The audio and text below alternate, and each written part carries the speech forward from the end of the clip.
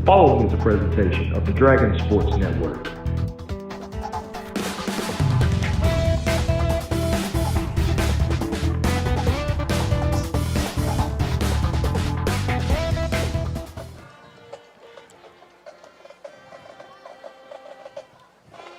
You're looking live at Paul H. Muse Field at David Carpenter Stadium, where tonight in the border town we begin year number 35 at the Muse, and boy, oh boy, do we have a dandy one on tap for you this evening. Class 3A Smackover makes the trip south to the state line to take on Class 2A Junction City, reeling from a blowout loss a week ago, but looking to get back on track tonight.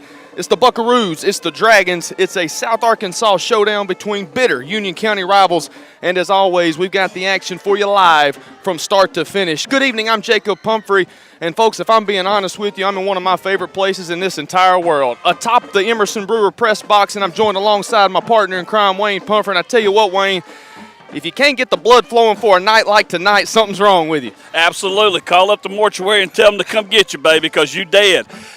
When you get Smackover and Junction together, you start thinking about the games. 1980, when they played at Old Dragon Field, people in the darn trees watching the game. The 1998, probably the most famous, one of the most famous, the county collision of 1998, went down to the last play of the game. These two have a history. They know each other very well. The 45th meeting, Jacob, between Smackover and Junction. Dragons lead the series 26-18. And Wayne, like you said, there is no love lost between these two teams. A lot of great matchups in the past. But here in the early going of this 2021 campaign, you've got two teams that find themselves, like I said, it is the early going, but they're on different paths. Junction City, a blowout loss a week ago, the second time they've been mercy ruled in program history. Smackover feeling good about themselves coming into this one after being blown out by Junction City a year ago.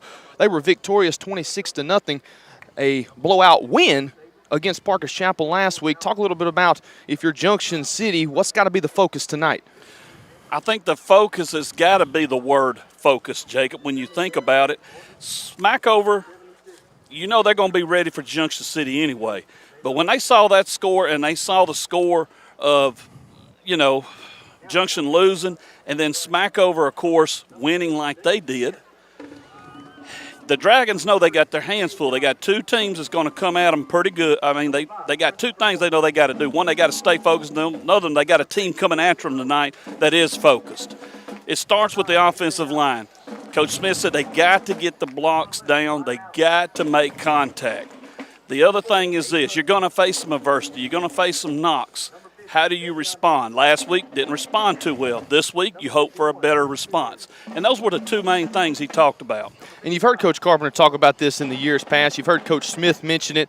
You've heard all the guys that have led this Dragon program talk about it. This is a county rivalry. These kids see each other, maybe not every day, but they know who each other. They see them during the summer, during camps. They see them, obviously, when they play in sporting competitions, whether it's football, basketball, baseball, you name it. They know each other. So there's a lot of bragging rights on the line. Obviously not a conference matchup, but for both of these teams, a win tonight would help them, for Smackover, obviously keep their season going the way they want it to go, and for Junction City to help them get back on track.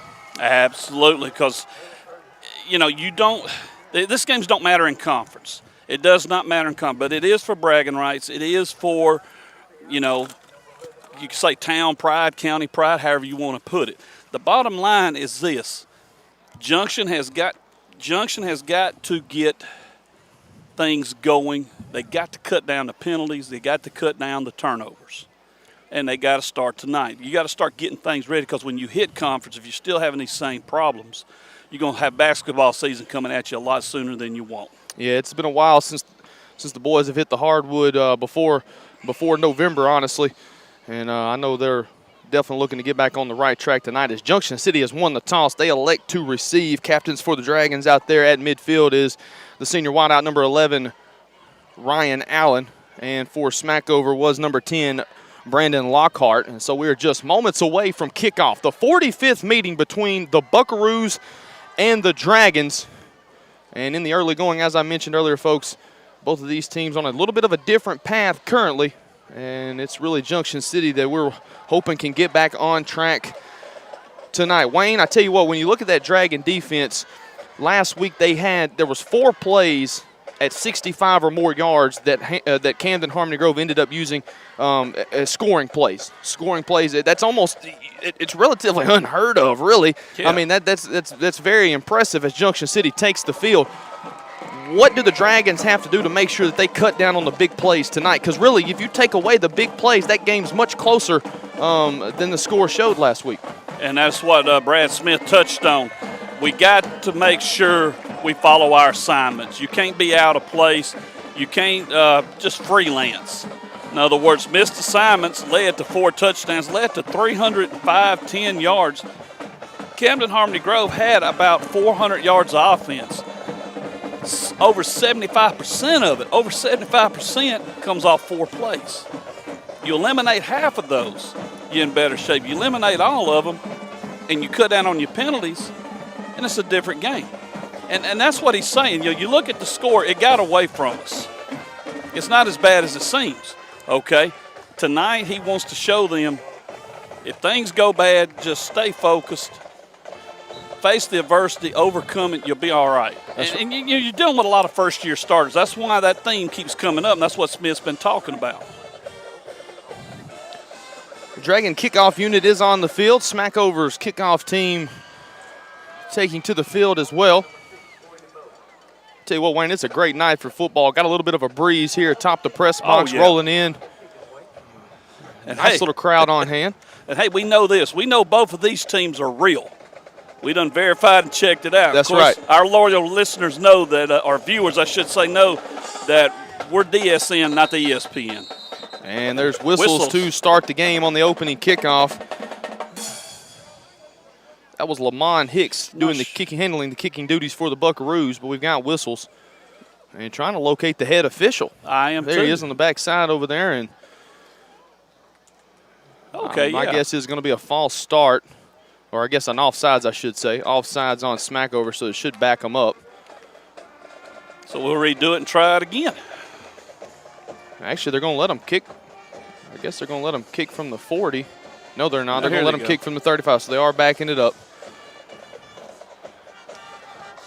And so if you're Junction City, you've got to move up now into the 45 to cut down on the that 10 yards there. Mm-hmm. And so Higgs has it spotted once again, this time at the 35 after the offsides on the Buckaroo kick team. Back deep for Junction City, Jamal Johnson, the returner on the far side. Corey DeBose to the near side. And that's going to be a bouncing kick. Squibbler's going to be taken at about the 27-yard line. That's Johnson. Johnson gets a couple of blocks. He's going to get to the Dragon sideline across midfield. There is a flag on the play at the 40. Makes a move. Still on his feet. 25, 20. And he's going to be wrestled down, but not before he gets down inside the 15-yard line. But there are flags, 2, in fact, on the field. It'll be interesting to see what the call is here, Wayne. Yes, because it occurred after past midfield, as you can tell, about around the 37-yard line. They're going to say holding Junction City. So Junction City on the hold. It will negate the return by Jamal Johnson, which officially, had it stood, would have went down as 58 yards. Yes. I tell you what, Wayne, sometimes you can just see those special teams plays developing, and you just felt it really from the jump that, okay, Johnson's going to have a chance for a really good return here, and he did. But unfortunately, the holding penalty will negate the 58-yard gain, and that'll bring Junction City all the way back. Still going to have really good field position. Smackover side of the football, or Smackover side of the field, excuse me. It's going to be at the 47-yard line of the Buckaroos, and that's where DeBose and company will start. Out of the pistol formation, single receiver to each side. They're going to give to A.J. Ivory. Over right side, Ivory, a whole lot of running room. Makes a man miss with a stiff arm. Down inside the 30, still on his feet, and he's going to be close to the 20-yard line. Actually mark him out at the 21. A.J. Ivory, 26 yards on a first down carry. That's just what the doctor ordered, Wayne. And there's some changes in the Junction City offense we should point out. They're going with DeBose at quarterback tonight, Jacob. Going to kind of go back more to a run-style offense. I know that's well, they run a lot. Well, they're changing up some things.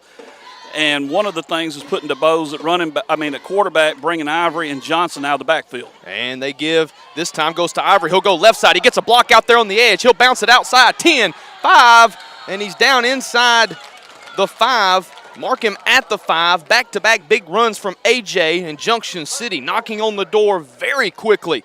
Here on drive number 1, they've got it at the 5-yard line, a drive that started at the 47. It's been 42 yards, back-to-back plays, Wayne, and they're very close to punching it in. And the main thing, of course, is punching in this last 5 yards. On the first play from scrimmage, Ivory was about 17 yards downfield before Buckaroo even made contact with him. This time Johnson gets the call. He'll work over the right side. He meets that defensive front from Smackover.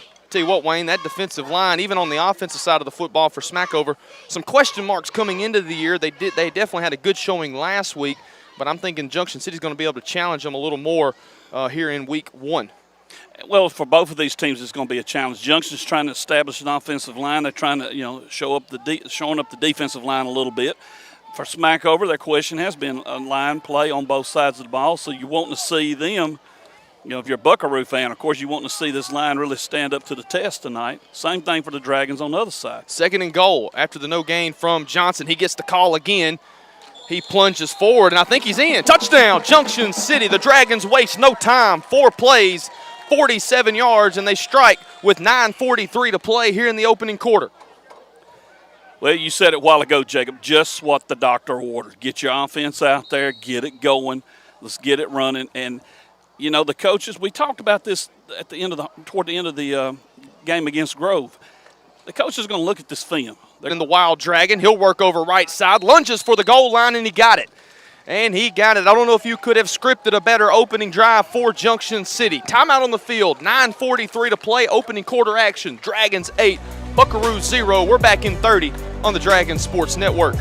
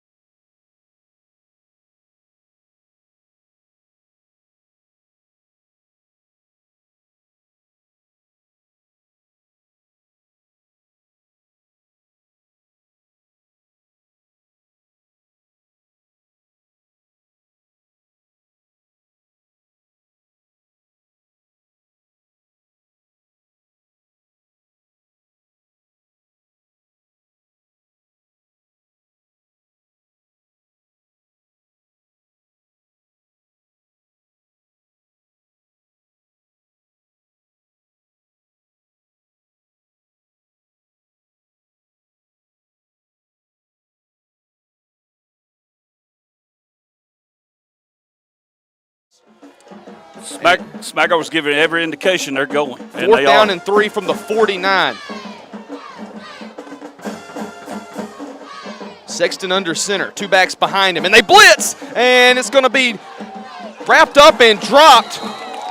Wow, Junction City, big stop defensively, and they're going to have the football on the Buckaroo side of the field after they turn Smackover over on downs. Wayne not trying to get the old cart ahead of the proverbial horse here, but Junction City looking a little different than they did a week ago. Well, credit that man standing at about the 40-yard line right there, moving on down toward the 35. You knew, Jacob, better than anybody, he was going to get some things straightened out. And so far, you're seeing the results of it. The offense started out like they did, a big defensive stand just then. Drive number 2 here for the Dragons. DeBose to work out of the pistol. He'll move 2 guys over right to left. And there's going to be a stretch give. This is going to go to Ivory. He's got plenty of running room. A block out on the edge, a big stiff arm. He's down inside the 25. Mark him at the 23. A.J. Ivory, 18 yards and a first down. And I believe Smackover's going to want to talk things over, and I don't blame them. Junction City having their way here in the early going. Timeout on the field, 7:34 to play, first quarter action. Dragons 8, Buckaroo 0, back in 30 on the Dragon Sports Network.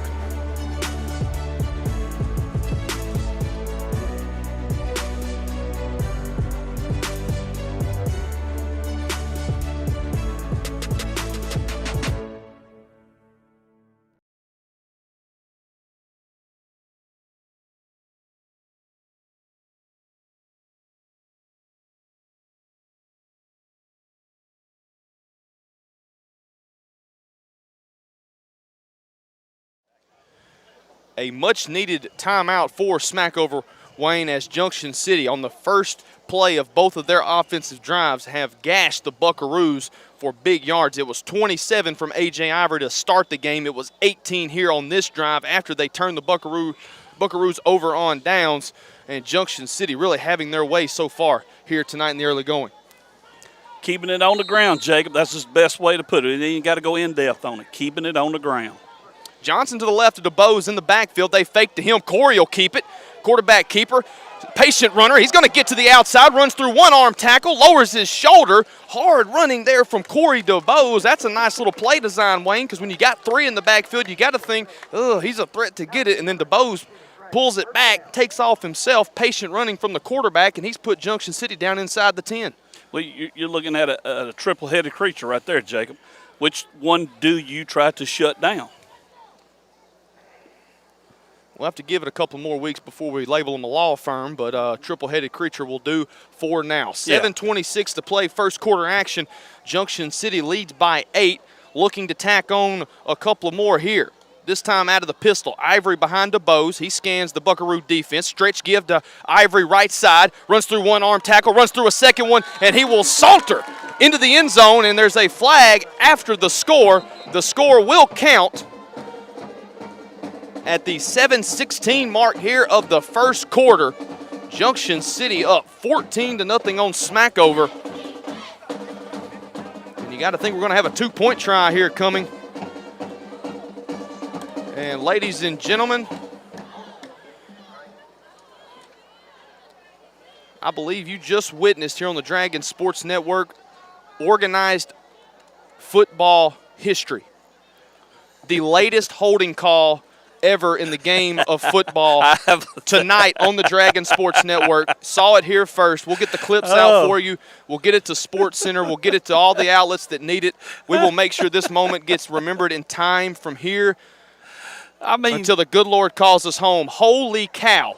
A.J. Ivory's got a Gatorade cup at the water cooler celebrating the touchdown by the time the flag comes out of the pocket. I'm done. I'm sorry. 7:16 to play after the penalty. It'll back Junction City up to about the 13-yard line. They'll operate out of the pistol. 2 receivers to the top of the formation. They'll give to Johnson. He's wrapped up in the backfield and dropped. First man on the scene for the Buckaroos was Lockhart, and the rest of the cavalry showed up promptly after as the clock hits the 7-minute mark here in the first quarter.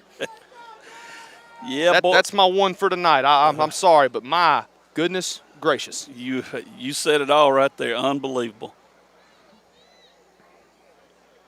I mean, you need to put a little rosin on it, get a better grip on it if you can't get it out of the pocket. My goodness. 2nd down and 10.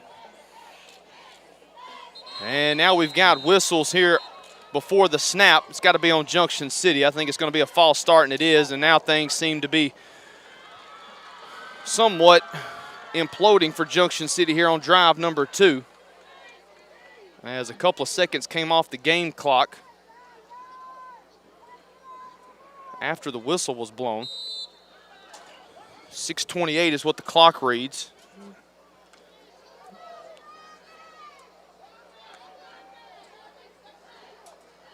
And they reset the play clock to 25. It starts ticking out of the shotgun. And they're going to throw. Slant route over the left side. Incomplete. That was DeBose trying to hook up with. I'm trying to see who the receiver was, Wayne. It's Jacorian Key. I believe it was at 12. No, it was 7. Number 7. Not a 7 on the roster from what I can tell. Must have been some number changes. I believe that's Key, though. That is, I'm pretty sure. The junior wide receiver on the coverage was Dalen Curley. And so, Wayne, we go from Ivory punching one in, and again, well, it's 4 down. There's no doubt it's 4 down territory. It's 4 down territory for sure. It's 3rd down and goal from the, we'll call it the 18-yard line. About the 18. They'll go heavy to the left, pistol formation, and then they'll run them back to the right side now, playing a little chess match here. And it's going to be a wild snap, gets by DeBose. He's going to pick it up. He's got nowhere to go, and he's going to be tackled at the 40-yard line. And so this one has turned greatly, and Smackover,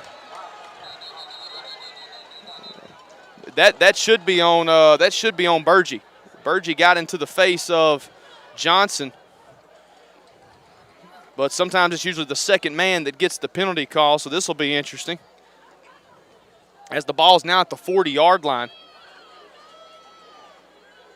And unsportsmanlike conduct on Smackover, so that's going to help Junction City out greatly.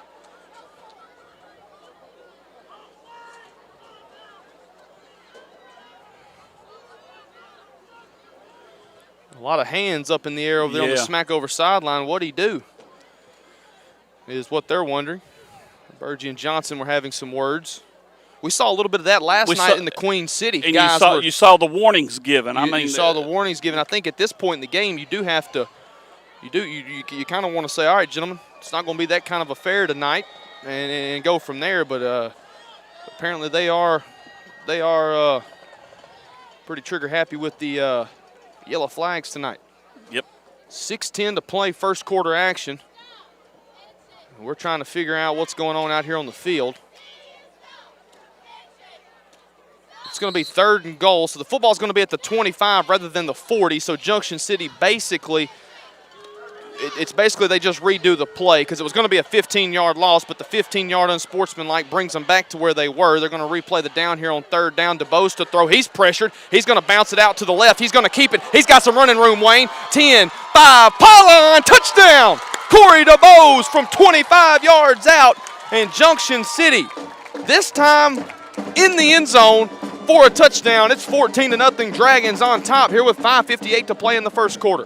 Just great athleticism by Corey DeBose. I mean, Jacob, when he got to that outside, he turned the Jets on, made his move, and right into the end zone. Sweet as you can pick it out. And the Dragons to line up and go for 2 here. 14-0 is our score.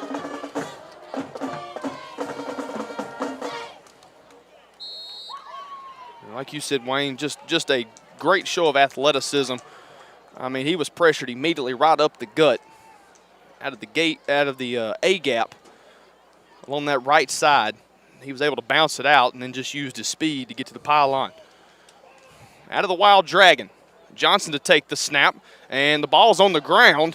And so some miscommunication there from Jamal Johnson. It looked like he was either trying to give to Ivory or keep it himself, but the ball ended up on the ground, so the two-point try is no good. But a timeout on the field, 5:58 to play, first quarter action. Junction City 14, Smackover 0. Don't go anywhere, folks. We're back in 30 on the Dragon Sports Network.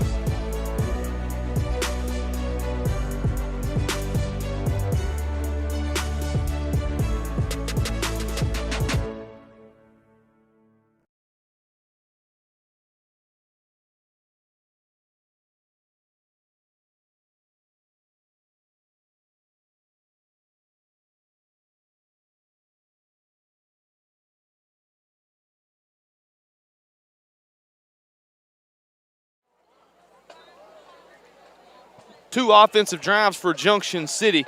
They had to work around some adversity there in drive number 2, but it's 14-0. The Dragons, I tell you what, Wayne, offensively have looked as good as they've looked all season. Now, granted, we're only 5 quarters into this one, or 4.5, I should say, but they're looking like a much improved ball club than the one we saw a week ago in Ouachita County. Absolutely. I mean, take the first 2 drives, you can already see improvement. Defense fixed to be on the field for second time. Let's see what they do. Johnson, that's a high kick. That ball is muffed at the 25-yard line and still on his feet, and it's going to be a pretty good return. Still running down the sideline, finally wrapped up and tossed, but they're going to mark him down at the 43-yard line. Tell you what, two spirited bunches out there on the field tonight, Wayne. They're letting each other know that they're out there. That's for sure. Oh yeah, there's no playing around. And I tell you, what was really cool. You had the fumble there, but Six picks it up and makes some good moves. Nice little return, gives the Buckaroos. They're gonna say he stepped out, Jacob, at the 43.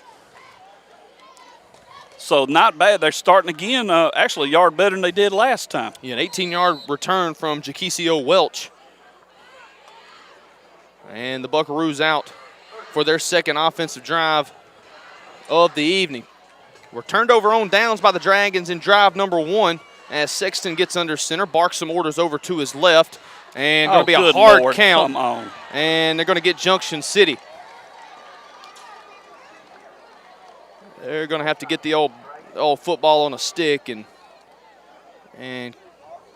get back to the old drawing board there. Got too many guys jumping off early. Got to watch the football. Can't go anywhere until that football moves.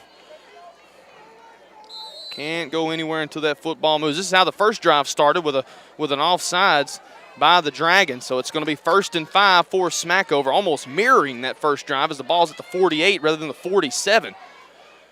And again, Sexton scans the defense, looks over to the left, going to throw here on 1st down and 5. Throws one up right side, and that pass is incomplete. The receiver just kind of stopped running. I tell you what, Wayne, if he tries to make a play on the ball, he might get a pass interference call.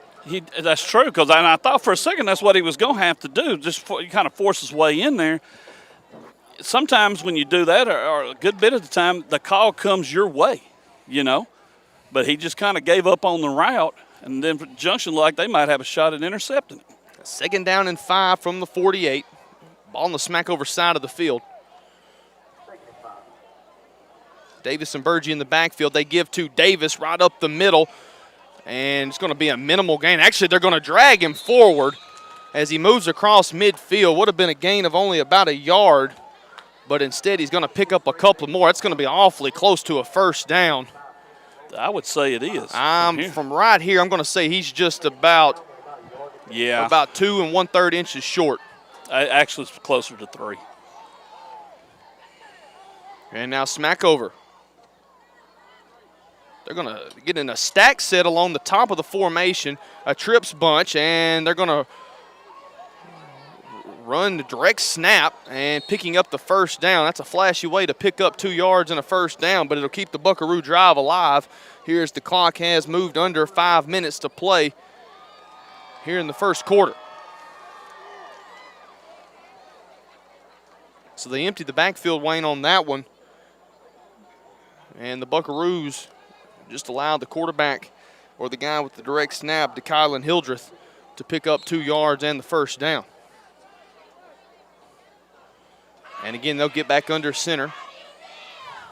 Sexton takes the snap, gives to Burgee. He's met in the backfield, and that's a big-time play there from the sophomore, number 50, Javion Davis, his 3rd tackle for loss of the night, Wayne. I tell you what, big 5-0 come to play. He definitely, I mean, they were through there immediately. And, you know, you got the 2 times where they jumped off sides. You could tell Junction's trying to read the route. They're trying to make a move toward it. But both times, you got good penetration. They're shutting it down. And you want to see that the rest of the night. 4:23, 4:22, clock ticking here at the Muse. Year number 35 at this location. And I tell you what, if these stadium bleachers could talk, boy, they'd tell you a lot. Seen a lot of action, especially seen a lot of good ones between these 2 teams. Oh, yeah. 45th meeting all time. 2nd down and a long 16. Burgee gets the handoff, and he's got nowhere to go. Junction City, that front 5 came to play, Wayne. They're looking good tonight. Jamal Johnson in on the stop. Jacob Smith coming in from the safety position to help in on the tackle. Jacob, like I said a while ago, getting the penetration. They're kind of sealing off the routes. Once they get through that offensive line, they're not just charging in there. They're moving in, kind of closing those gaps down real quick. And like already, 4 or 5 tackles for losses, 3 of them by 50? Yes. Davis is getting close to a permanent residency in the Smackover backfield. And the pitch is going to go to Burgee, and he is going to just about get back to the original line of scrimmage. Still going to be 2 yards short. It'll bring up 3rd down and 12 from the Junction City 46-yard line. Tell you what, Wayne, that was Johnson, I believe, from his linebacker position. Or was that Johnson from the corner position? It looked like he timed up a blitz almost perfectly. Yeah. And kind of helped create some of that confusion in the Smackover backfield. 4th down and 12. And now, see, this is where we getting a little too this. Yeah, this is where you don't. Just get smart about it. Yeah, it's 4th down and 12. You don't want to help them out. Wayne, I think we said it last night in the broadcast against Camden, Fairview, and El Dorado. When your opponent is making mistakes, let them. Do not interrupt them. When your opponent is having difficulty moving the football, do not make it easier for your opponent to move the football. The 5 yards will make it 4th down and 7. Ball marked at the 41-yard line of Junction City. Buckaroos moving left to right.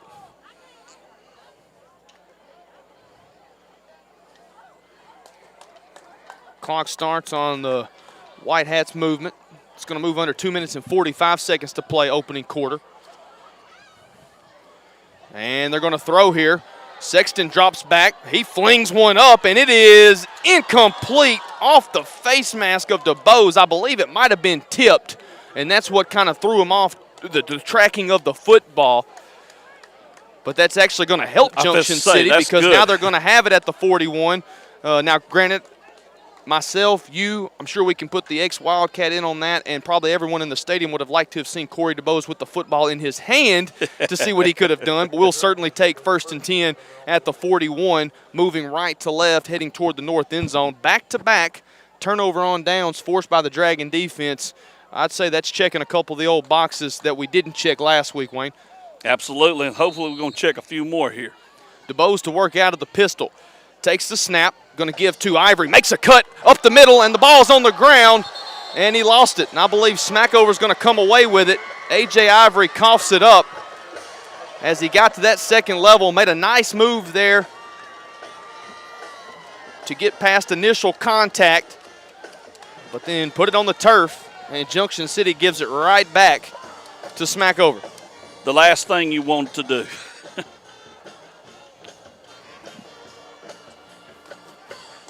The Buckaroos, 26-0, a blowout winner of last week against Parker's Chapel. Junction City, 39-0 loss to Camden Harmony Grove. And the Dragons lead the Buckaroos 14-0, 2:24 to play here in the first quarter. After the turnover, 1st down and 10, they'll operate out of the pistol.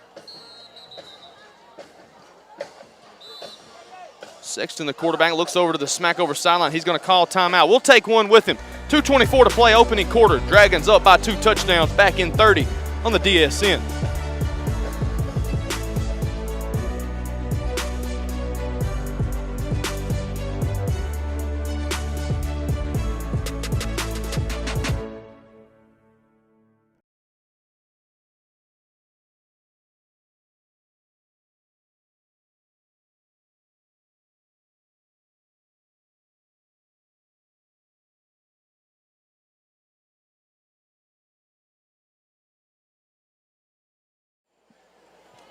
.224 remaining in the first quarter. Junction City 14, Smackover nothing, but the Buckaroos with the ball. 1st and 10 from the Dragon 47, and Jacob need to see that defense bow up here, get a stop, and let's put the offense back on the field. And Smackover to operate out of the formation we haven't seen tonight, split back shotgun. And they're going to give to Burgee, and he is going to, that was read well, very well. And really nowhere to go. They actually may say it was a loss of a yard, and I believe that's going to be the case. That'll be 2nd down and 11 for the Buckaroos. Ball spotted just inside the Dragon 49-yard line.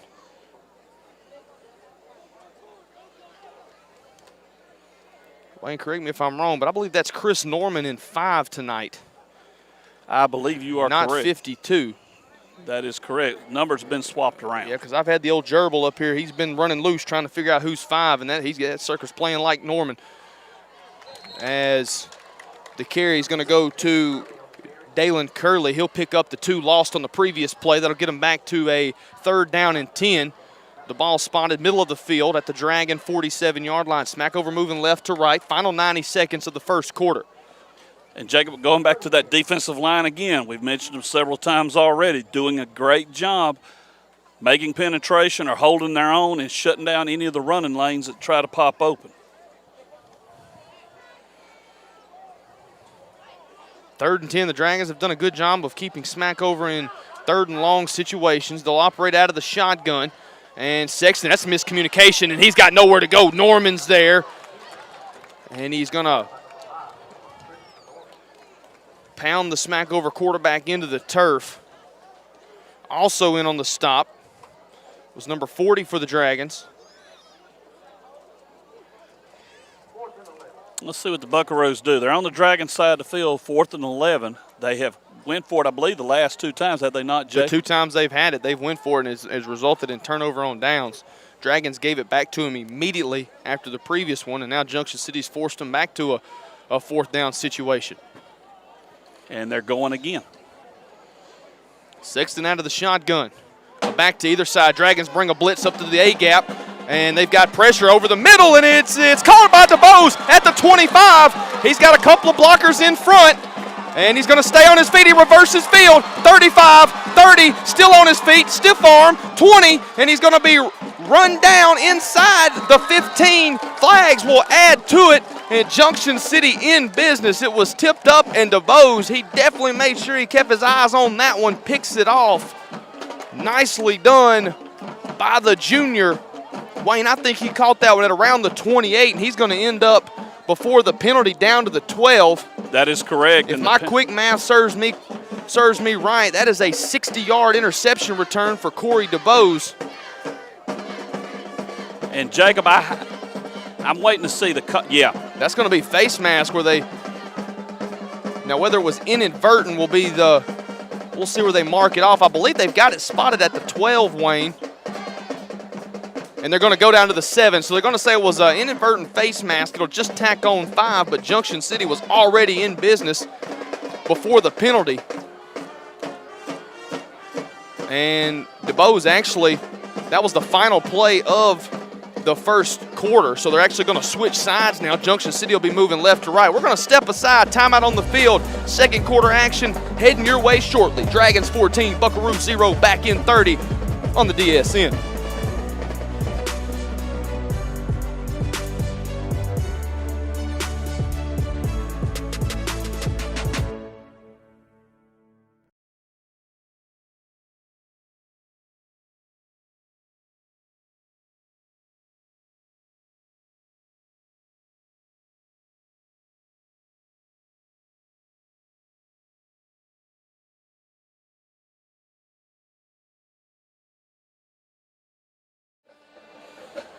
Coming out of the timeout, or excuse me, the quarter break, 14-0, Junction City on top of bitter Union County rivals Smackover. Like the way that sounds. And the Dragons, Wayne, they're in the purple zone, and they're knocking on the door for some more. Inside the 10, mark it at the 7. It was a 60-yard interception return from Corey DeBose, and now he'll lead the offense out onto the field. 5-yard on an inadvertent face mask, move the football down to the 7, and that's where Junction City's got it. They'll operate toward the near hash. Allen, single coverage to the right side. They'll run a receiver in key to the far side of the field. DeBose out of the pistol, Ivory behind him. Norman the lead block they give to AJ, and he's met in the backfield, nowhere to go. It'll be a loss of about 1.5 yards. It'll bring up 2nd down and goal from the 9.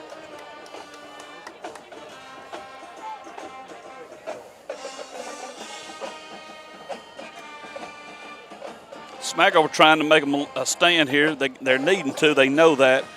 One of the problems, we talked about in the pregame that both teams were looking at was their defensive line. Of course, their offensive line on both teams, but especially defensive line. And DeBose is going to come out and catch his breath. I don't blame him. I couldn't have ran 60 yards as quick as he did. Direct snap, and the ball's on the ground again. I don't know if Junction City was able to get back on top of it. I know one thing, Wayne, you got two very talented guys in the backfield, but bless their hearts, they don't seem to ever be on the same page when they're both back there together. Both of them have trouble holding on to the ball, apparently, because previously up at Harmony Grove, we had some turnover. I mean, nobody hitting, being tackled or anything and dropping the ball. And, again, we've had two instances here in the one in the first quarter, here right in the start of the second quarter. It was 1st and goal from the 7. Now it's 3rd and goal from the 10. And that's going to be Johnson. He'll lunge forward to the 5. So he gets back inside the original start. It'll bring up 4th down and goal, and obviously the Dragons are going to go for it, as it looks like DeBose is going to check back into the ball game. He'll grab a quick play from offensive coordinator Justin Thompson as Smith comes off to the sideline. 10:24, clock rolling here, first half action. Dragons by 14, and they've got it 4th and goal from the 5. Hoping to punch one in here. Nice crowd on hand here at the Muse. Dragons making some changes at the offensive line. DeBoe's going to work out of the pistol. Ivory to his right, Johnson behind him. It's going to be a pitch. Jamal spins at the 5. He lost the football, but gets on. No, he still doesn't get on it. It's going to be a touchback. It's going to be a touchback. He lost the handle in the end zone, and it's going to be a touchback. It actually goes out of the back of the end zone, and Junction City with a 2-touchdown lead can't stay out of their own way. No, they're their own worst enemy. 9:50 to play, opening quarter. The Dragons scored on their first 2 drives, and since then have turned it over by putting the football on the ground.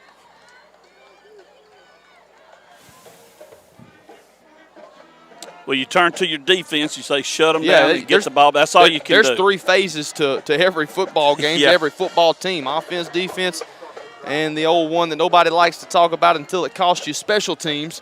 Yep. Right now it's the offense that's costing Junction City, as they're putting a little bit more pressure on that defense. Sexton to work out of the shotgun. They've got it at the 20-yard line. He's going to throw, and the pass is incomplete. That's good coverage out there. Very good coverage. By Jacorian Key, the junior. I'll tell you what, another good coverage like that, and Key may be asking the opposition if they want cookies and milk with that blanket. Indeed. That's Friday night. We're back in the border town. You got to allow me one. Oh, yeah, I'll give you that one. I'm going to give you that one.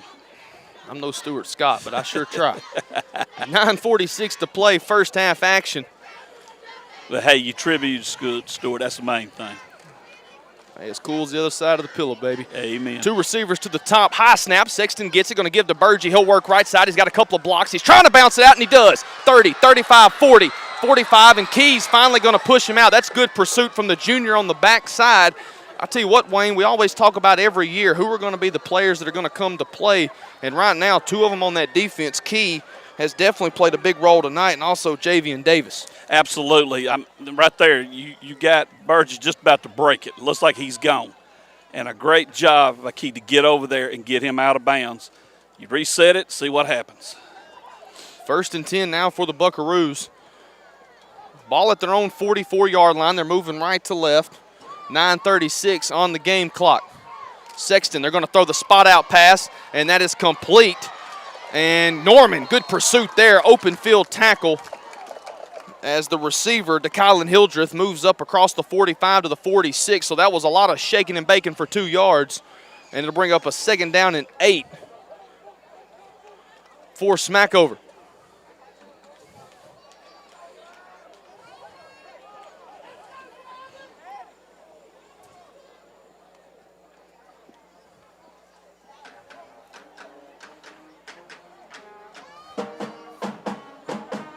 Clock moves under 9 minutes.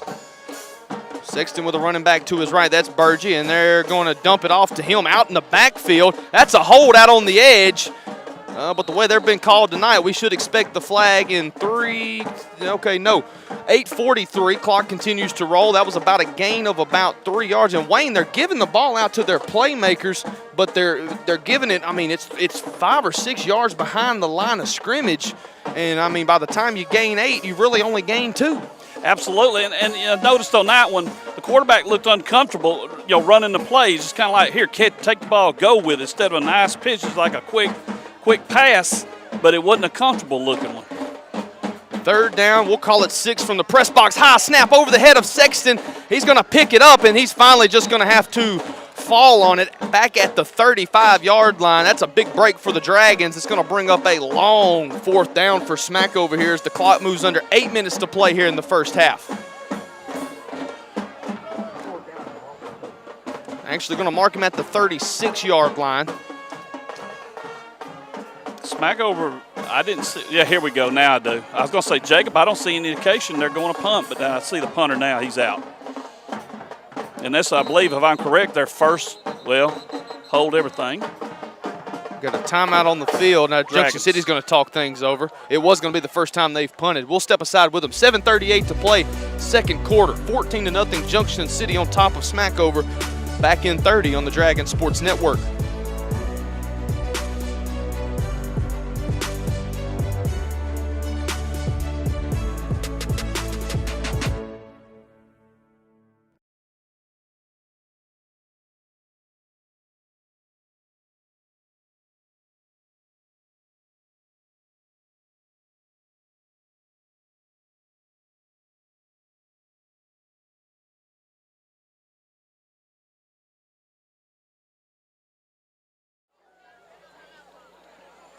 Welcome back to Junction City.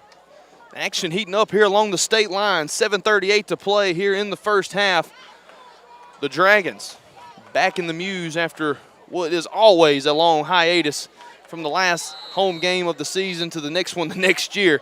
It's good to have them back, and they forced another 4th down and long for the Buckaroos. That's a wobbly snap, but it's going to be a line drive punt, as Johnson's going to let it bounce at the 36, and it will roll out of bounds. So Junction City with pretty good field position here to start a drive that hopefully, Wayne, ends up in the end zone.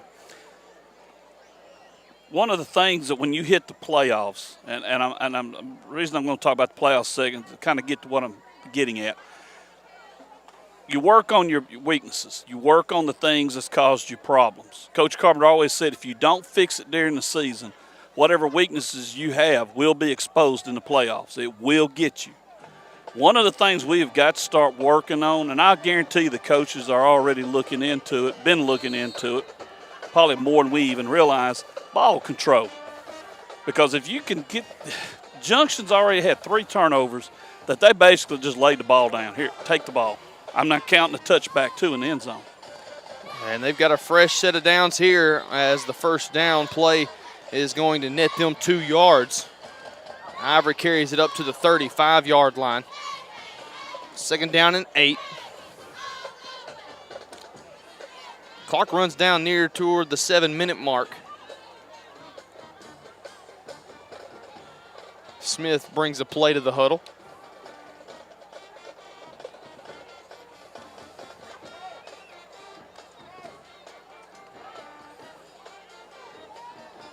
.650 clock running. Dragons taking their time here. They're going to fake to Ivory. DeBose leaps over a man. He's still on his feet. A little shifty running there from Corey. He's going to pick up a hard-earned 3, and it should bring up a 3rd down and 5 for the Dragons. Corey makes it hard to bring him down, that's for sure. He's shifty. He runs. He's kind of got a finesse run to him, but he's tough. I mean, he's got that combination you look for, kind of the it thing as far as his running. He got 3 yards basically on his own right there. And you set yourself up good. 3rd and 5, very doable 3rd and 5. Got Allen split to the bottom of the screen. They'll work out of the pistol, and now we've got false starts. Oh, Lord. By Junction City.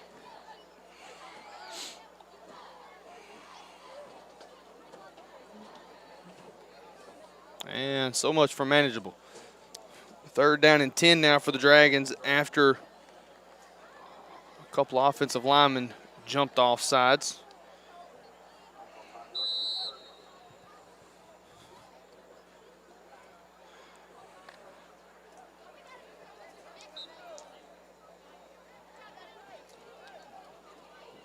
This time they'll operate out of the pistol. Clock hits the 6-minute mark. They'll move. And now we've got flags again. And now it's going to be an offsides on the defense. So it forced the movement there, forced Smackover to jump. And so they're playing poor man's chest out here, Wayne. That's a good description. They're playing each other. They're playing into each other here as they'll now gain back the 5. So they swap 5-yard penalties, and it's back to the 3rd and 5 that it originally was with 5:56 to play here in the first half. And we're back to doable again. Kind of like to see a nice pass here to Ryan Allen. Bo's taking his time, 17 on the play clock. And it's going to be a stretch give. That's going to go to, that's a new back in the backfield for Junction City, Jordavian Williams, the sophomore. I tell you what, Wayne, he was scooting there on the 3rd down and 5 carry. He picked up 6, and that's a bad spot, but they're going to give him the first down. They'll move the chains. Yeah. And so it'll be a first down for Junction City. Again, the sophomore Jordavian Williams, the first carry of the season for that young man. And, well, Wayne, that'll be the first carry of his high school career. Absolutely. And I'll tell you what, Jacob, he came through there like he was shot out of a cannon. I mean, he didn't waste no time. And he'll join DeBose once again in the backfield, pistol set. A single receiver to each side of the formation. They'll stack it heavy left, and he's going to get the carry here on 1st down and 10. Makes one man miss. That's hard running there from the sophomore. That's going to be 8 yards, and he's across midfield down into Buckaroo territory. After 2 runs like that, you can hear Coach say, just keep him in there. I like what I'm seeing there. Allen will bring in a play from the sideline. Clock's going to move under 5 minutes to play here in the first half. Junction City, 2 scores on their first 2 drives of the game. And if we're being honest, gotten their own way on their next 2 drives that could very well have this a 4-score contest. But we are where we are. 14-0, Junction City in Buckaroo territory. They fake. There's going to be a slant route to Key. He's got it, and he's going to be wrapped up finally and dropped. But he's going to have a first down, Wayne, as he caught it at the 45-yard line. Good hands there from the junior wide receiver, Jacorian Key. Very good pass, very good reception. I like the way he held on to it. He's popped twice, pretty good. I was just about to say, that's sometimes the hard ones to hang on to when you're stood up like that and you know there's going to be another white jersey heading your direction. You just gotta hang in there and hold on to the football. First down and 10 for Junction City. At the 45-yard line, moving left to right. Operate from the middle of the field, more so near the right hash. And miscommunication on the rocker. It's going to be a false start.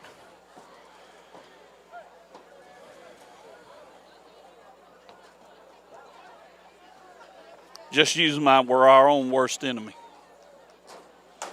Yeah, the officials are actually going to get together. Lately it's been a throw the flag, I know what I'm calling, but they're actually going to talk things over here.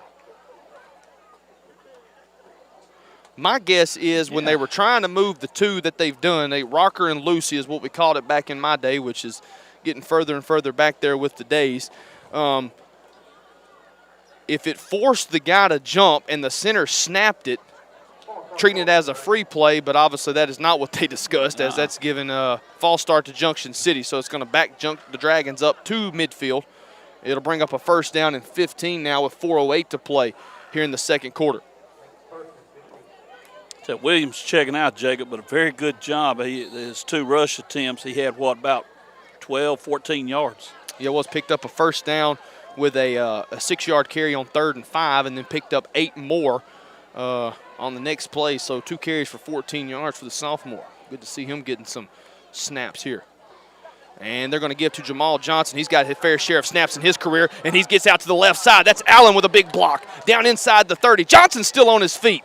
And he's going to be close to the 35. They may have said he stepped out, or excuse me, close to the 25. I believe they're going to say he stepped out at around the 27-yard line. So a big run there from Jamal Johnson over left side. And a big opportunity again for this Dragon offense. Let's finish this one. 3:42. Clock will stop momentarily to let the chain gang reset. Johnson checks out of the ball game. Christopher Miller, the senior, checks in.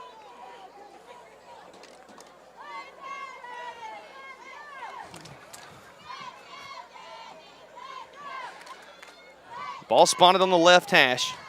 Dragons stack it heavy to the short side of the field. Ivory in the backfield. DeBose looks to his right, and it's going to give to Ivory miscommunication in the backfield, and AJ is going to just pick up what he can, and it's actually going to work out well. Nice game. It'll pick up 4, maybe 5. A little bit of an angle here from the press box. We'll see where they officially mark it. He's down inside the 25. I believe he's going to get to the 22, so it'd be a 5-yard carry as the clock moves under 3 minutes to play here in the first half. And, you know, Jacob, this first 21 minutes for Junction City, talking about the offense, it's had a little bit of flash there. You had some real good runs and stuff, but for the most part, nothing flashy, just steady, trying to get established, get the running game going, and it's starting to take shape. And, that, you know, as Dragon fans, that's what you want to see. You want to start seeing this offense get an identity of its own. And they're going to fake to Ivory. DeBose to roll out on the run, and he had a man. It was Norman wide open out in the flats, but the pressure up the middle forced DeBose to kind of have to get rid of it awkwardly and could not hook up with Norman there. So the incomplete pass will bring up a 3rd down and 5 as it stops the clock with 2:28 to play.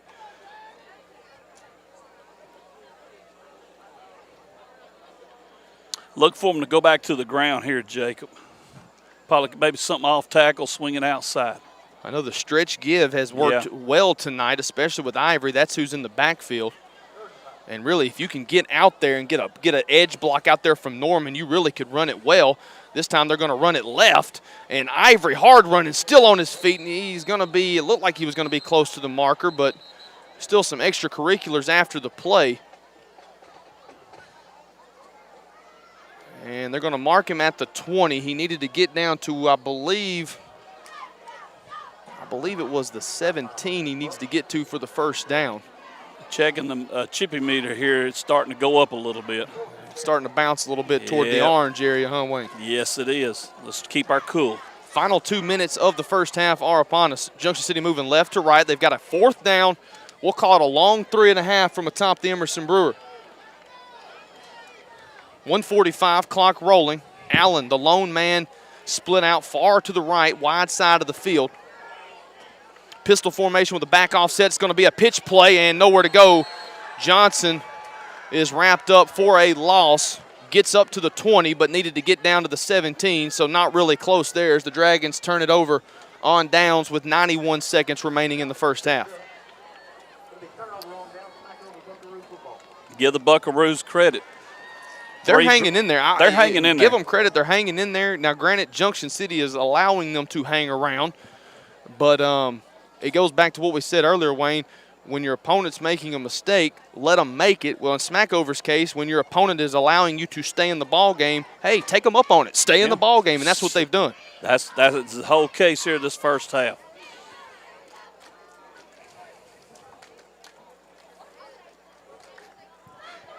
.131 to play here in the first half. Junction City 14, Smackover 0.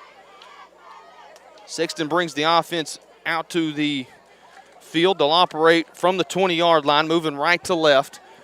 They've got 2 timeouts to work with. 91 seconds remain as they bring a man onto the field as the White Hat signals the play clock to start.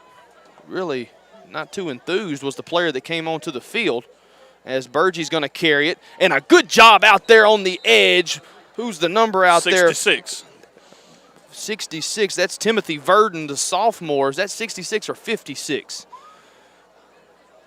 It was the edge guy out there. I think that's 56.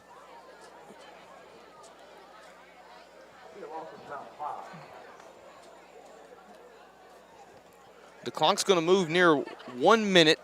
And I tell you what, Wayne, it does not look like Smackover's in too much of a hurry here to try to put some points on the board. Well, when they come out on the field to start with, they didn't look enthused. I mean, it was just like, okay, let's go.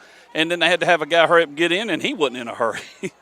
Now out of the pistol, Sexton, he'll throw the bubble route out to the right side, and Junction City has that one read like a nice novel on a crisp autumn Saturday morning. And now Junction City will burn a timeout. With 39 seconds to play. Left. And that's a good move there from Coach Smith. He's going to try to keep a little bit of time on the clock, because at first you want to see what Smackover's going to do, and they don't appear too interested in trying to find the end zone here before the break. And so Junction City's going to call a timeout. We'll keep it here. Well, here's the thing. If you get the ball back, it's an opportunity to try some stuff. You know, number one, you want to win the games, of course. But number two, you want to establish something. Hey, let's try this. Let's see how it looks. Let's get it on film, an actual game. We may need it down the road. David Carpenter would do that a lot. And coming out of the timeout, Dragons still talking things over. It's going to be 3rd down and long. I tell you what, credit the Dragon defense, Wayne. They forced Smackover into numerous long 3rd down and even some, well, numerous long 3rd down situations, and then they found themselves holding off the Buckaroos on some short 4th down situations. So really a good performance for Junction City defensively. They're trying to get the ball back here, and they've got one timeout to work with. 3rd down and 16. They give to Burgess. They lost the ball in the backfield. Burgess might have been able to get back on top of it. Junction City's going to have to call a timeout, and they do with 33 seconds left. The clock is still running. We probably lost 2 seconds there. It should be at 34. Instead, it's at 32. Dragons burn their final timeout of the first half. We're going to step aside. We're back in 30 seconds on the DSN.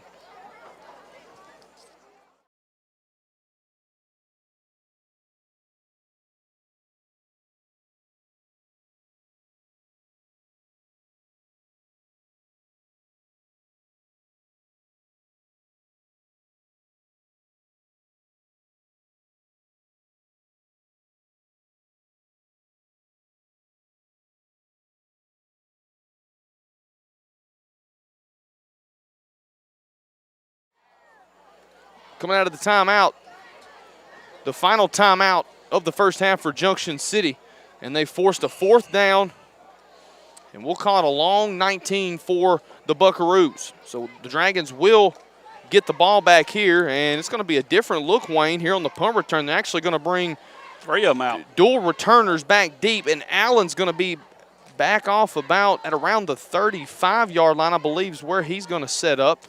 And now as soon as I say that, he keeps marching forward back toward the line of scrimmage, but he's actually going to camp out at around the 30. Smackover to punt it away. 32 seconds to remain in the first half. The ball is fumbled after the snap, and it's hit, and it's going to be Junction City football inside the 10 at the 6. It was a little bit of a low snap. The punter mishandled it, and Junction City, Wayne, there has not been an opportunity more gift-wrapped than the one that they've got upon themselves right now. You said it all right there. This is the one you have to convert. 30 seconds to play. That's at least 2 plays. You have no timeouts left. If you throw it and you take shots to the end zone, you've certainly got more than two tries at it. But if you're Junction City, holy cow, you have got to find the end zone here. Well, this is where this stretch run, Jacob. They've ran it a couple of times. It's worked. You work something to the outside toward the sideline where in case you don't get it or you see you're not going to be able to score, you get out of bounds. They do have 1 timeout left. And if you don't get out of bounds, hurry back to the line of scrimmage. Absolutely. Direct snap. Jamal Johnson follows a couple of blocks, and he's going to be bottled up inside the 5. They're going to mark him at the 2. 22 seconds on the clock, 21, clock ticking. We're under 20 to play. First half action. Junction City trying to get set. The ball is down, and they're set. 11 seconds. Johnson, he plunges forward. He's in there. Touchdown, Junction City. Jamal Johnson, 2 yards out. And the Dragons, they find the end zone with 6 seconds to play here in the first half, and it's 20-0 Junction City on top of Smackover. Dragons got it done. Got it done keeping their cool. Some positive things there. Every little thing that's positive, you add to it. You build on it. The coaches are going to tell them, look, this is what we did good here. We didn't do good on this, but look what we did here. And I know it's a slow process, but it's how you build your team, and hopefully everything keeps adding up and working out like it should. And the next thing you know, you're coming to the playoffs and you're ready to roll. And that's what you're doing here. After last week, like you said, it's over with. Now tonight we start building on and making some positives. And it's going to be fumbled in the backfield. That's Ivory. Dragons were trying to run a fake, but A.J. never got his hands on it. Timeout on the field. 6 seconds to play here in the first half. Junction City 20, Smackover 0. It's been all Dragons so far here in this South Arkansas showdown.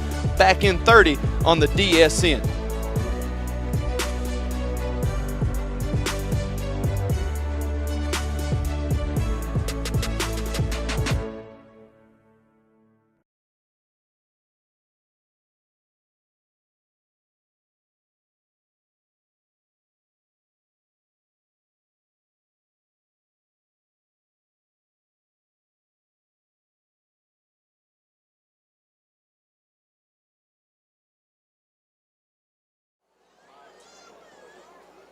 Six seconds remaining in the first half. Junction City now up 20-0. They failed on the 2-point conversion. The Dragons, though, like we talked about a while ago, you got the positives you build on. One thing, Jacob, that I like is this offense, the running game, is starting to take shape. We saw signs of it last week, but this week is really coming around, especially stretch run. I agree, Wayne. And one of the areas that we haven't talked about tonight has been the play of the offensive line. Smackover's got some big bodies up there on that defensive front. And the offensive line has done a pretty good job of staying with blocks, opening up some holes. Now, granted, there's been times when some Dragon backs have had to make something happen out of nothing. But that's just going to come through the course of a game. But credit that offensive line. They've been able to open up some holes, been able to get some running room for those backs in the backfield. Big problem is we got to be able to hold on to the football. Absolutely. Going to be the corner kick from Johnson. That one's just going to set up in the night sky. It's going to bounce around, still on the ground, and finally covered up with 4 seconds to play. And Smackover will have it at the 25, and if I'm the Buckaroos, Wayne, you might just need to take a knee on this one and get to the halftime locker room. I believe so. Smackover, you look what they did last week, you look what's happened here. Best thing to do is take that knee, go in, regroup. For the Dragons, you get in there, we go back, talk about those positives, then you start correcting a few things. Hey, guys, we're still doing this. We had this happen here. Let's start focusing. We talked about that at the start of the game. Let's focus on the snap. Let's pay attention on the defensive line, not be jumping. Running backs, hold on to the football. So just one play for, barring any penalty, just one play for the Buckaroos here, and they're going to just take a knee on it, and that's what they'll do. They'll take a knee, and that will do it. Two quarters of action in the books here from the border town. Junction City 20, Smackover 0. Been an entertaining first half courtesy of those boys from the border town. We're going to step aside for 2 minutes, back with some halftime numbers here on the Dragon Sports Network.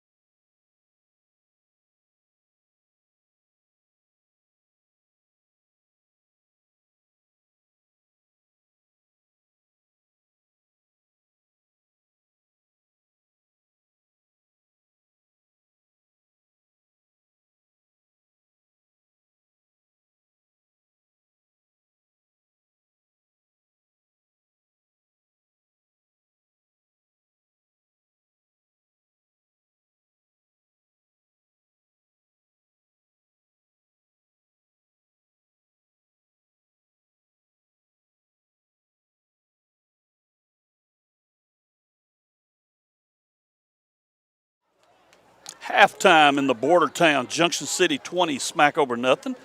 And for your halftime entertainment, we're going to feature both of the bands. First up, the Battlin' Buckaroo Marching Band.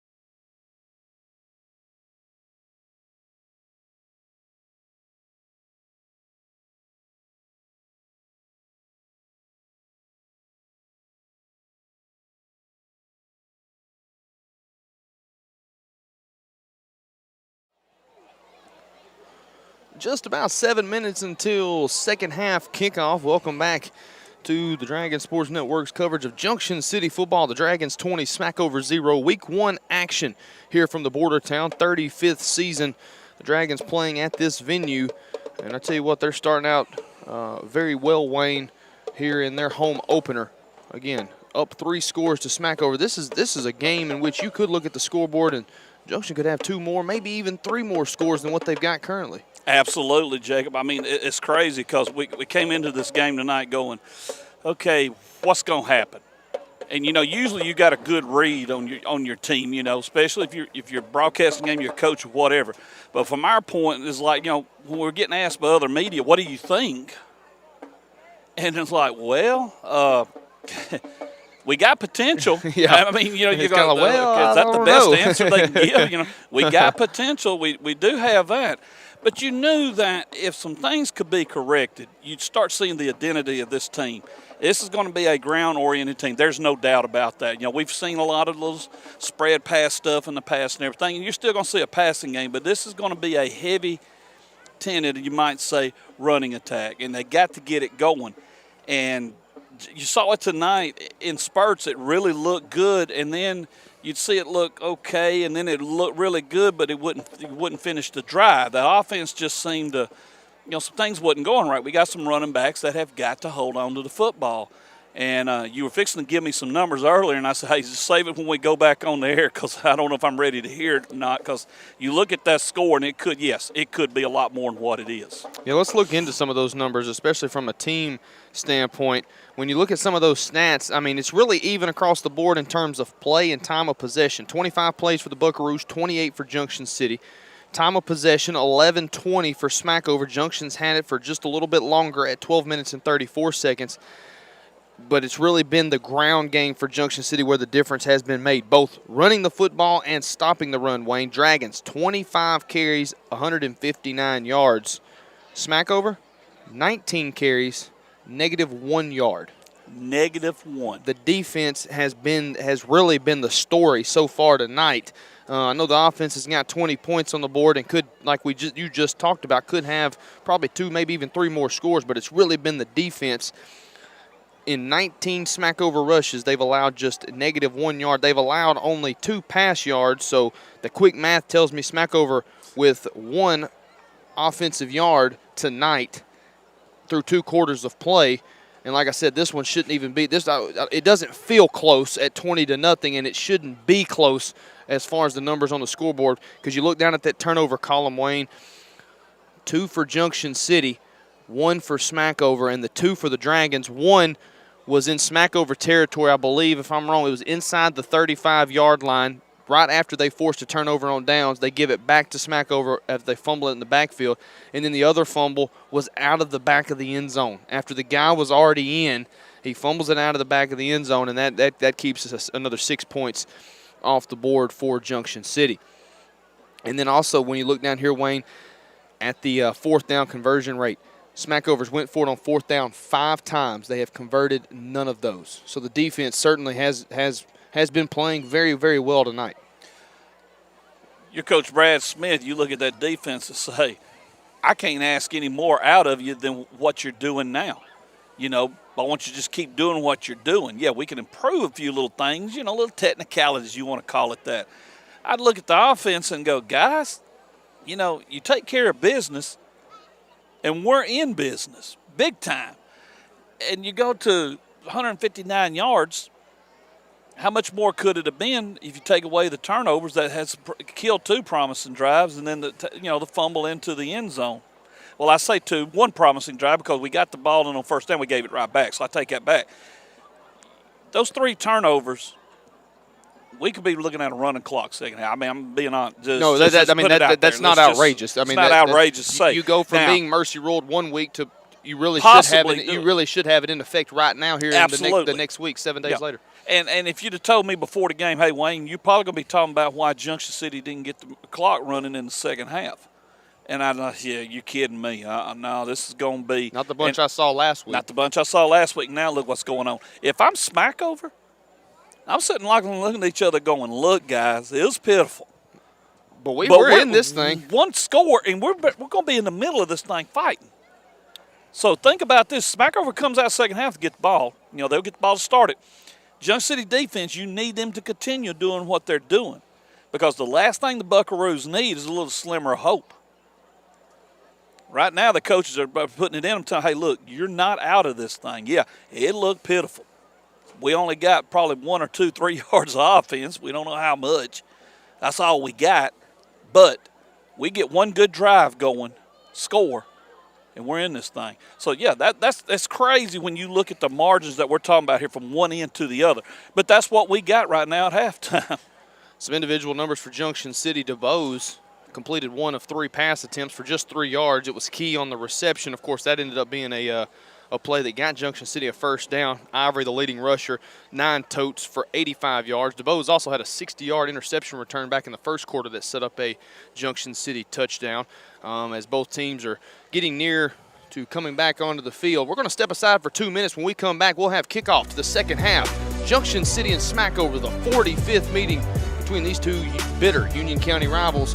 Don't go anywhere. Back in 2 minutes on the DSN.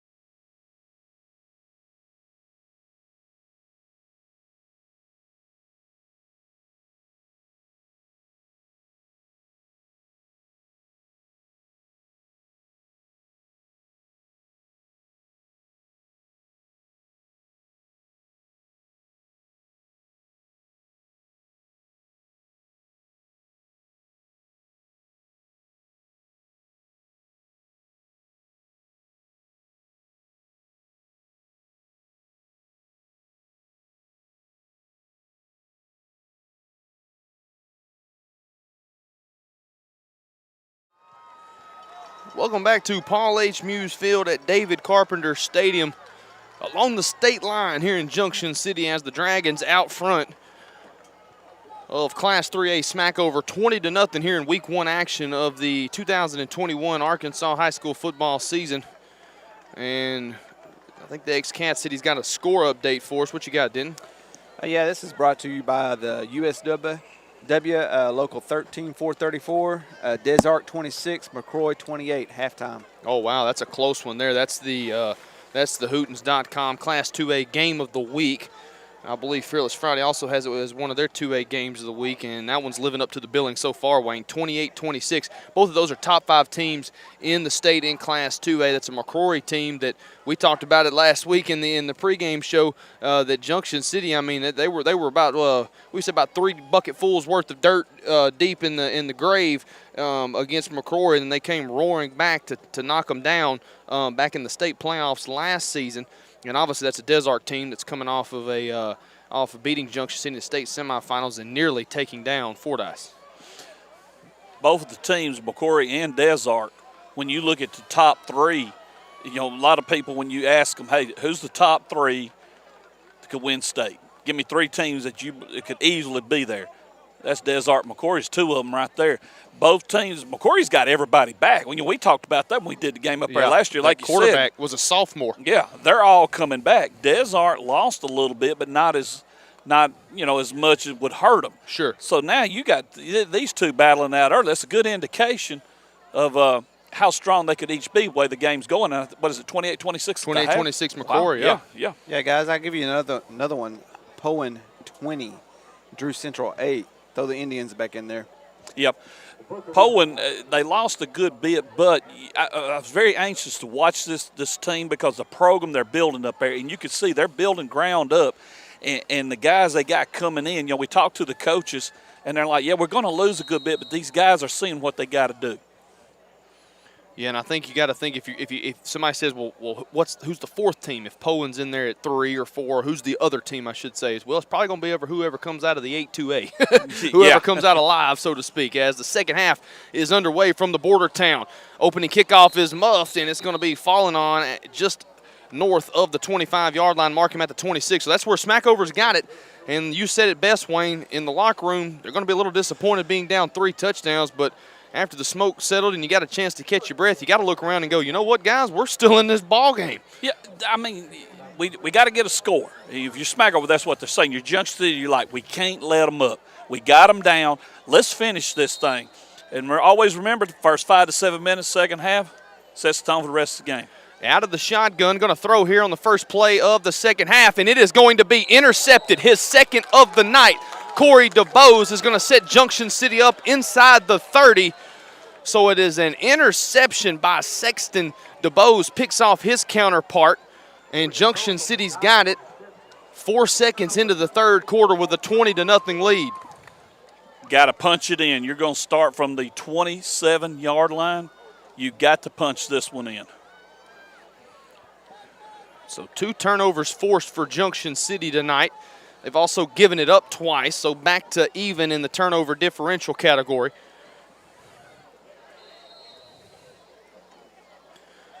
DeBose to work out of the pistol here. First down and 10 from the 27. Ivory set behind him.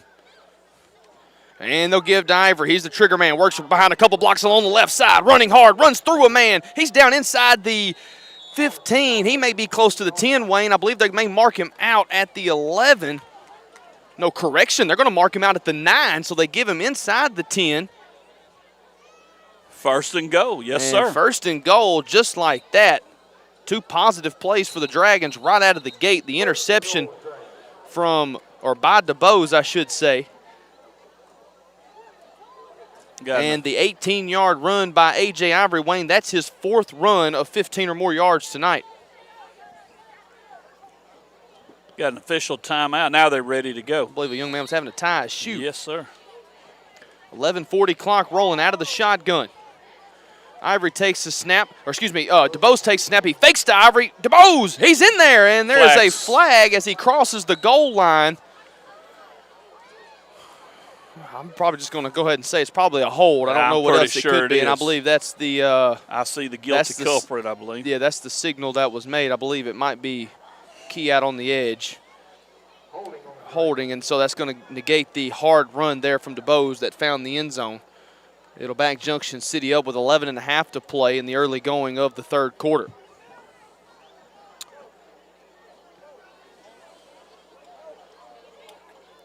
So back to the 14-yard line. But good run, despite the penalty, very good run by DeBose and the previous run by Ivory. The Dragons are getting that outside sealed just enough where they can pop it, and the backs are doing a good job picking up the yards. And they're going to give to Ivory, and he loses the football, and Smackover's got it. Smackover's got it. So tonight in the border town, you're not really sure if Junction City's playing Smackover or if they're playing themselves, because right now they're doing a good job at the ladder. 11:22 to play. The Dragons turn it back over to Smackover, and the Buckaroos, the recipient of several fumbles by the Dragons tonight, and they've got it again. It'll be their second time having the football here in the first 38 seconds of the second half. This time a little further in their own territory, starting from the 10. Twin receivers to each side. They give to Burgee, and he's got nowhere to go. Several of those big fellas on that front 5 for the Dragons. Kevin Newberry, the first purple jersey to wrap up Burgee. And it's going to be, Wayne, it's going to be a loss of 4. I believe I was looking at about 3-4 yards there. Good job of Newberry getting in there and shutting that down immediately. Yeah, big Kev Newberry, he blew by his blocker, and he saw ball, went ball. It paid off big. It'll be 2nd down and 14 now for the Buckaroos. They're going to keep twin receivers to both sides of the formation. Sexton to throw quickly, and it was in and out of the hands. Oh, my goodness. Chance Rowland. It comes so quickly at him that he really couldn't react. You can't blame him there. It's not a guy who gets his hand on the football that often, like some other Dragons tonight. 10:39 to play. Clock stops after the incompletion. Credit Rowland with the pass breakup. Shut them down here and let's get the ball back. Said it before, say it again. Defense looking great.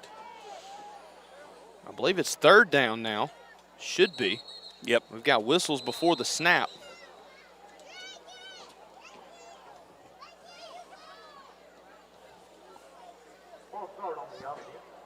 And a false start by Smackover. It'll be half the distance, so that's going to put them at about the 3, shadow of their own goalpost here.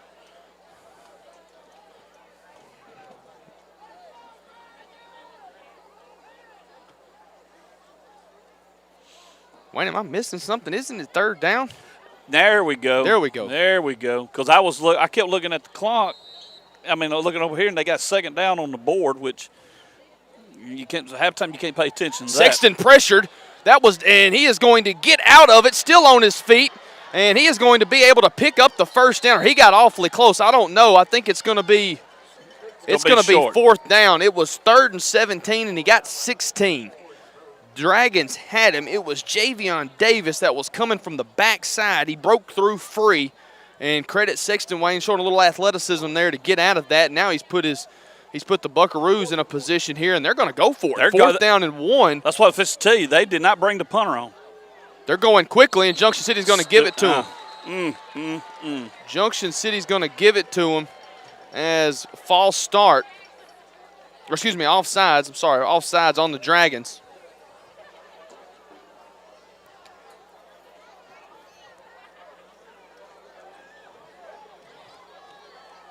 Smith not happy with it. You give them a 1st down. You let them out of the hole. You had them 3rd down and 17 from their own 3-yard line. And now it is 1st down and 10 from the 24.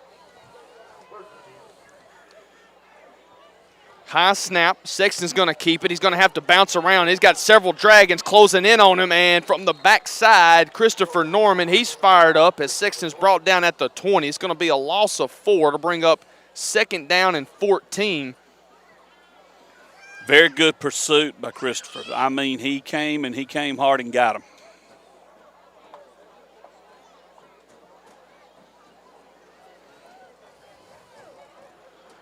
.9:15, the clock continues to roll here in the 3rd quarter. Both teams have turned it over. Both teams have played behind the chains. And now Smackover finds themselves back inside their 20-yard line. 2nd down and 14. Clock will move under 9 minutes here. 3rd quarter action. Junction City ahead by 3 possessions. Sexton out of the shotgun. Spot pass over to the left. Caught. Runs behind a defender and a good open field tackle. Again, that's Norman. I tell you what, Wayne, he's got a nose for the pigskin. Yes, sir. I think you've called his name several times tonight already before you called it here these last couple.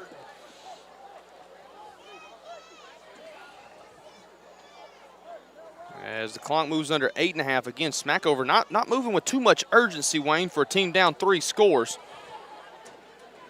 Junction City trying to figure some things out defensively. They're going to throw here, 3rd down and 16. Sexton's pressured. He's going to keep it and run with it, and he's still on his feet, and he lunges forward across the 30-yard line. It's going to make it a very manageable 4th down. And, Wayne, if you went for it on 4th, you're going for 4th and 1. Yeah. Further in your own territory, you got to go for it on 4th and 3 from the 32. And I'm pretty sure they will. They're not even hesitating. I think that's something in the halftime locker room you just talk to your guys like, look, we've got to move our way back into this ball game, and by punting it away, you're not going to be able to do that. Hard count, and they get Junction City to jump again. No discipline up front by the Dragons tonight, as they have given Smackover a 1st down on back-to-back 4th down snaps. Technically, you didn't even have to snap the football. Nope. And so another offsides by the Dragons. I promise, folks, the live coverage is not skipping. Another false start, or excuse me, offsides by Junction City. And it is 1st and 10 for Smackover at the 37-yard line. And just so the viewers will know, they swapped jerseys. Maybe because of being at home, we did not get a roster from the football coaching staff to update one anyway. And a quick pass over to the left, trying to hook up with Britton Warren. He found him earlier as Warren gained 8, but he's unable to hold on to that pass to bring up a 2nd down and 10 now as the clock stops with 7:19 remaining in the third quarter.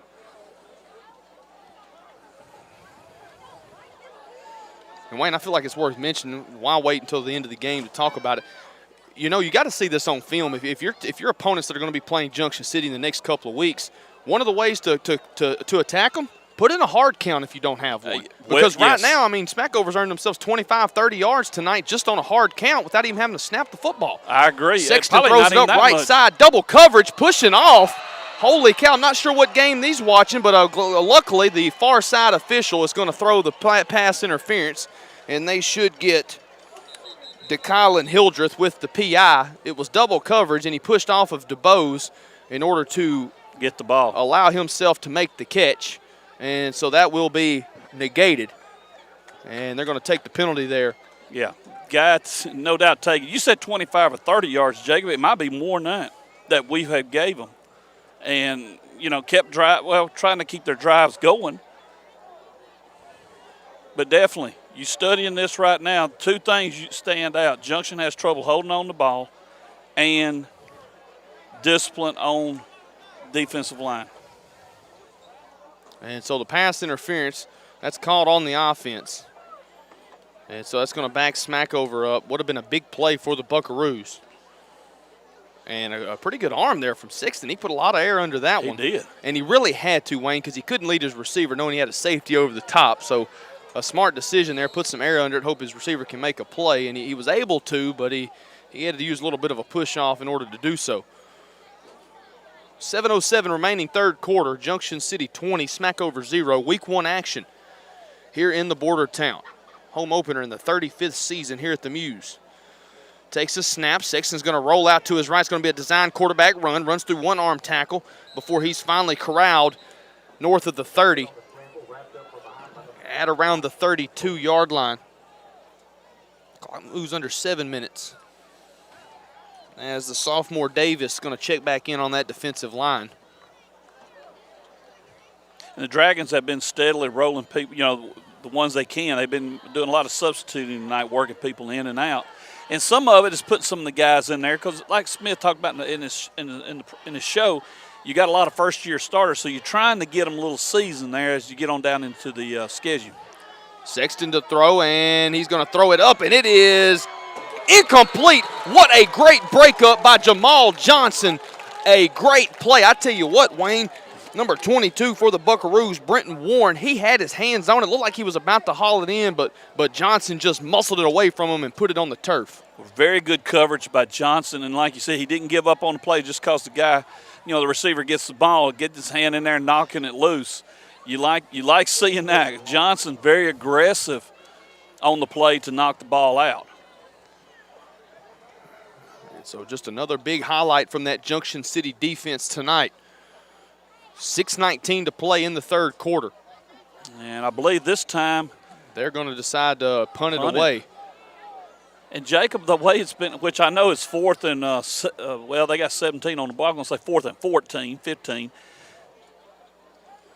I'm surprised. I mean, yeah, you tried it this far. Ball is actually at the 32. And they're going to run another player out onto the field. Dual returners for the Dragons. End over end snap, and it's going to be a line drive punt. It's going to bounce at the 47, and it's going to be picked up by Johnson at the 42, and he's going to be wrapped up and dropped at the 47, and that is a good tackle. That's Warren. Saw him on a couple of targets in those on that previous drive. He makes an open field stop of Jamal Johnson. But going to be an excellent field position for Junction City. And Williams checking back into the backfield, Jacob. 2 carries for 14 yards for the sophomore in his backfield debut for Junction City.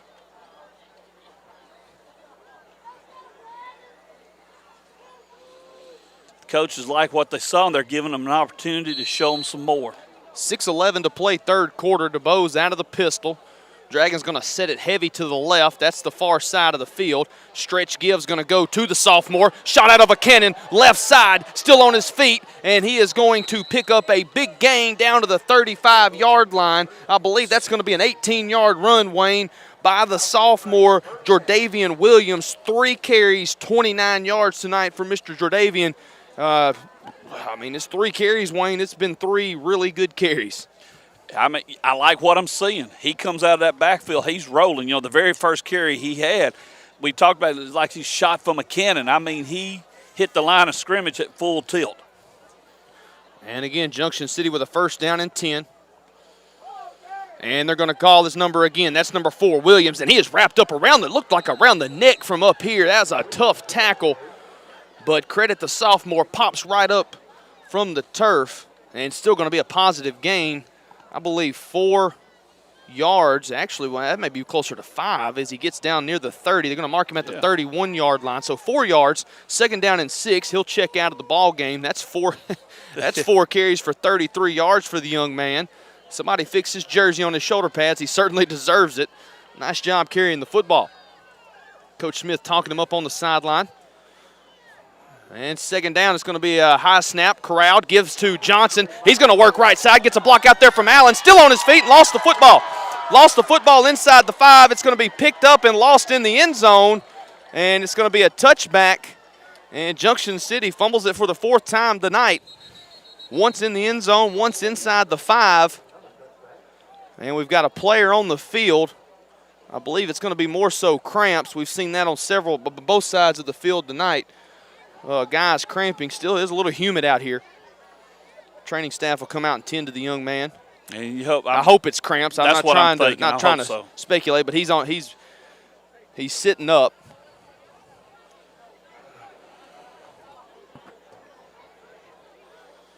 Gonna have to get the pickle juice out along the far sideline. Of course, I've seen some Dragons being stretched out on this side, so might need the pickle juice here for the guys in purple. Might not hurt to get a bucket of Stickum either, Wayne. I was going to say. With 5:02 to play, Junction City literally fumbling away opportunities offensively. That's well said. You said it right there. They are fumbling away opportunities. 6 turnovers, and it's pretty safe to say. Now, that last one, like a good job, the way the back had the ball. You're toting it like a Texas Giant. You can't do that, and he just pops it loose. So 6 turnovers. Has cost the Dragons. I won't get into the extra points, 2-point goal, all that, but at least 24 points. There's no doubt. There's no doubt. This one, the clock should be running. They should be getting ready to get their evening started down there at the Hardy Mart, but instead here we are with 5:02 to play, third quarter action, and I guess the officials are calling a water break due to the cramping. We're going to step aside with them. We're back in 30 on the Dragon Sports Network.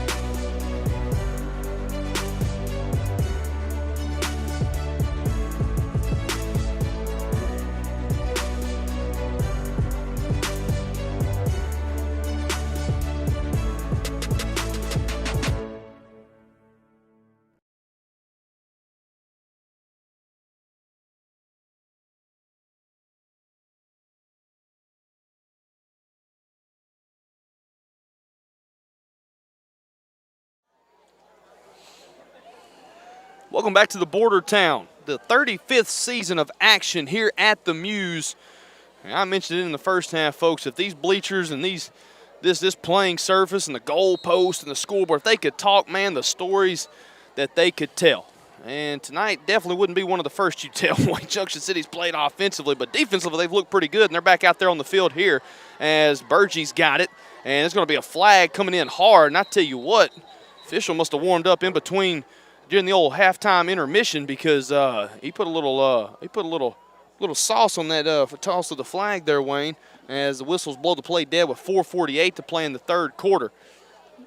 Yeah, he's wanting a ruling. Each German judge will probably give him a 9 on it. Yeah, but I'd give him a 9.5. No doubt.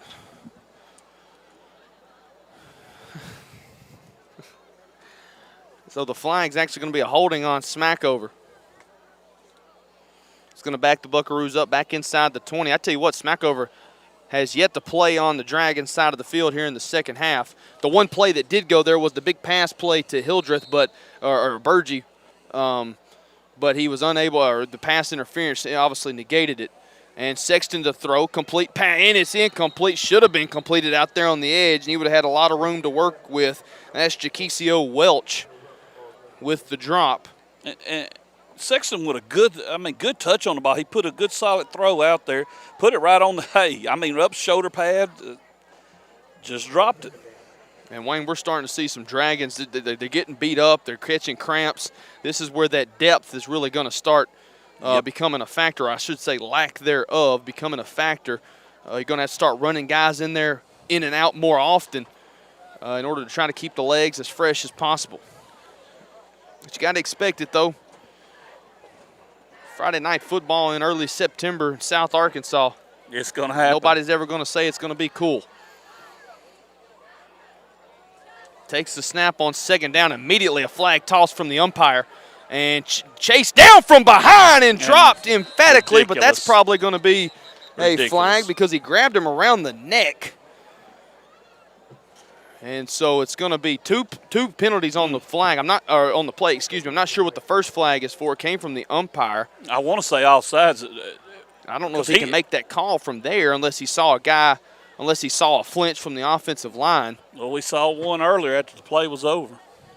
Holding. That's right. Yeah. I've tried to file that one back into. I'm sorry I brought it up. It's all good. It'll be all right. Jake, I mentioned earlier you was talking about the cramps and you can see some fatigue setting in.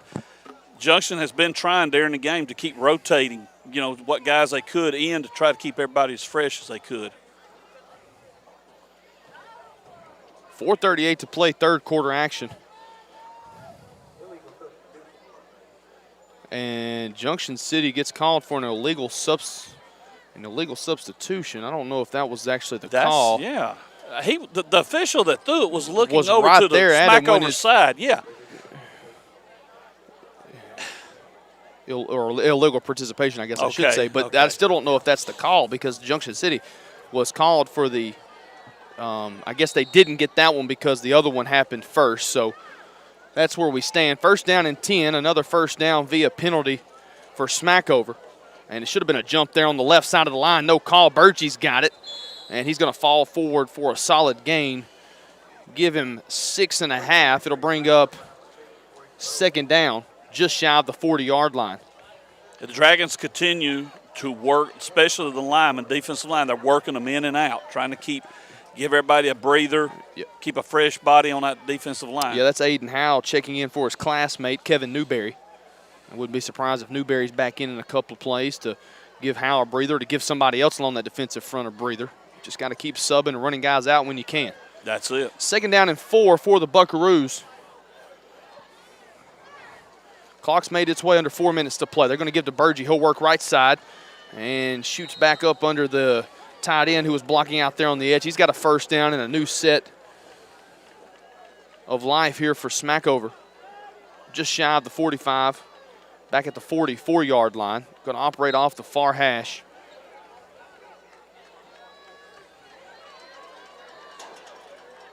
Smackover looking a little winded too, Jacob. As you watch a couple of their backs, I'm watching them hands on the hips. You could tell they're trying to get some breath. Yeah, and come to think of that, maybe why they punted it away after going for it twice on fourth down, they realized they need a break and they don't want to burn their timeouts maybe this soon. So you just never know, especially with the way the weather, with the way the heat is.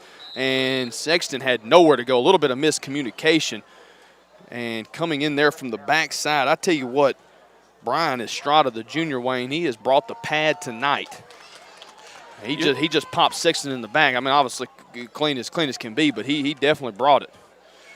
You got to like what you're seeing out of, especially some of the younger guys that's coming in, and I say younger guys, the guys that haven't had a lot of playing time. They got some last year, with the way that season's going due to COVID. And now this year, some of the sophomores that are up there playing along with some of these new guys. So the future looking bright. It's just a question of getting some seasoning in. Sexton to the throw. He's looking. Now they're going to actually fire it up deep. And the FS say you have got to throw.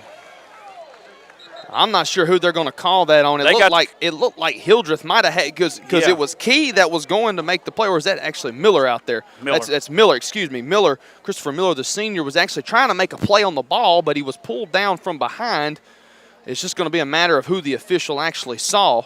Well, it was clear offensive pass interference, but we'll see. Wasn't clear enough for the official. No. Closer to the action than we were. They're calling it on Junction. It's going to be on Junction But City. he did. He pushed off. He did it a while ago on the far side of the field. Same thing again. I guess they're wanting to balance it out. Got to even the old ledger, Wayne. Yeah, got to keep the ledger even. 2:36 to play, third Pitiful. quarter action. 20-0's our score.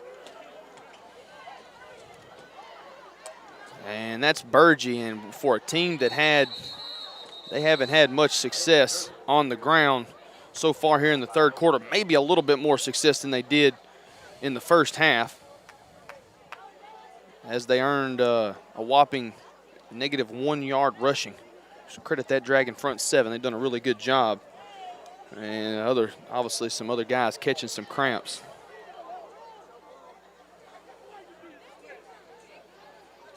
And I'm glad a coach just said that. I know you didn't hear it on the broadcast, folks, but one of the assistant coaches said that's why you do the sleds, so you don't cramp. Yeah, it clears out. I heard it. I was like, cramp. That's true. I like that. That's exactly right. Exactly right. Second down and 11. That's a new back in the backfield for the Buckaroos.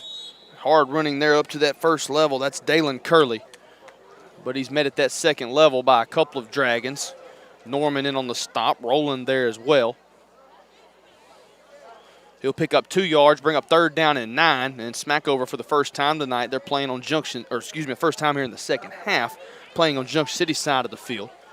And they're going to get the Dragons to jump, so it's going to be a much more manageable third down, as it'll go from 3rd and 9 to 3rd and 4.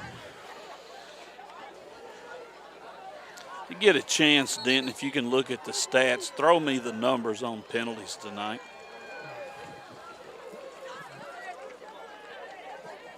You want to see them? Not really. Okay. Good grief. I can understand some, I say it like that, I understand some people, but the ones that's just eating us up, 13 for 100, Jacob. There you go. With 4 fumbles on offense. 6.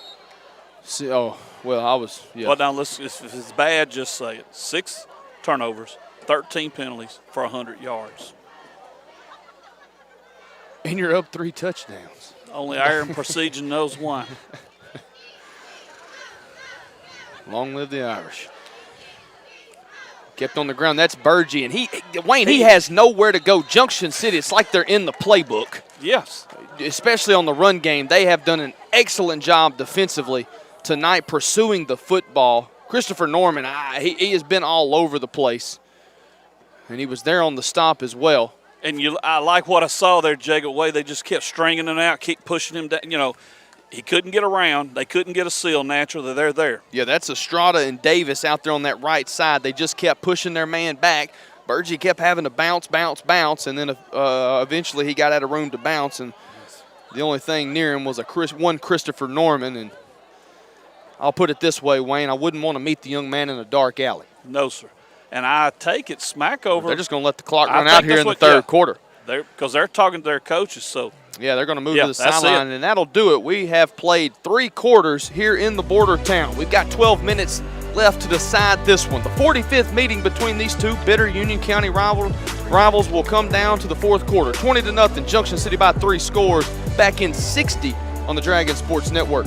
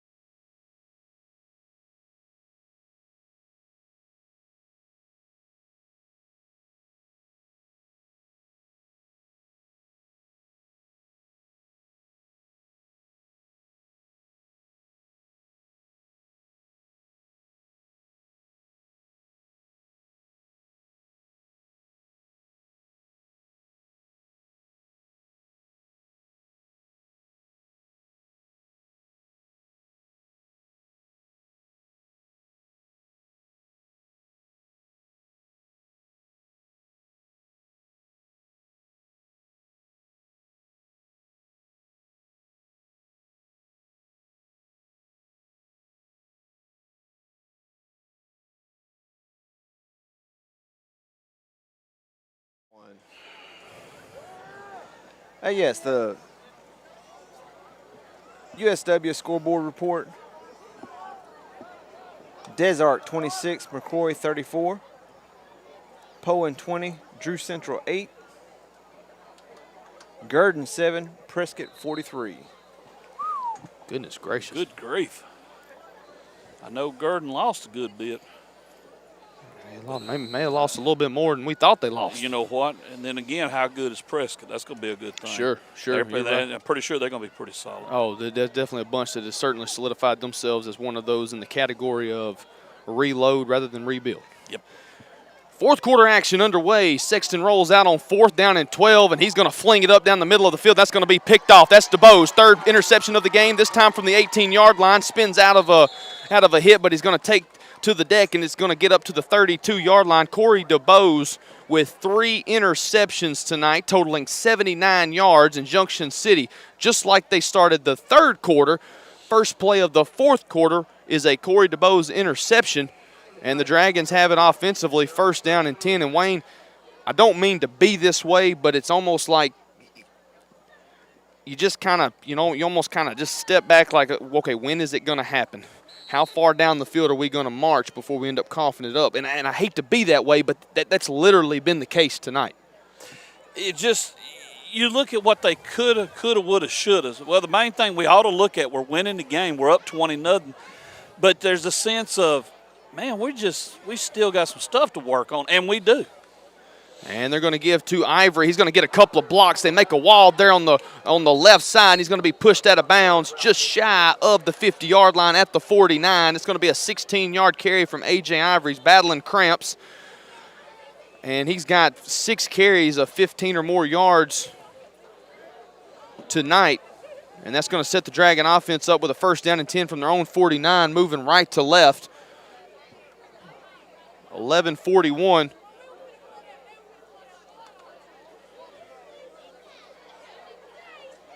Remaining here in the 4th quarter. 1st and 10 for Junction City. DeBose out of the shotgun. Twin set to the left. They're going to fake to Johnson. DeBose going to keep it. Good block there from Norman. DeBose still on his feet. Runs through one tackle. They had him by his jersey, but he's able to muscle his way down inside the 40. I believe they're going to mark him at the 40. So that's going to be an 11-yard run from Corey DeBose. Back-to-back 1st down carries for the Dragons, and they're in Smackover territory. One thing we're seeing tonight that we need to brag about here because we have not said enough about it, Corey DeBose. Besides the 3 interceptions, look what he's done at quarterback. They made the changes. You're going to be our primary quarterback. He is showing what he's capable of. And I'm glad you said that primary. I think that's helped a lot, knowing that, okay, he's the guy, rather than, who's necessarily going to be taking snaps. As Johnson gets the carry now, he's going to bounce it out to the left side, and he tries to lower his shoulder over a guy.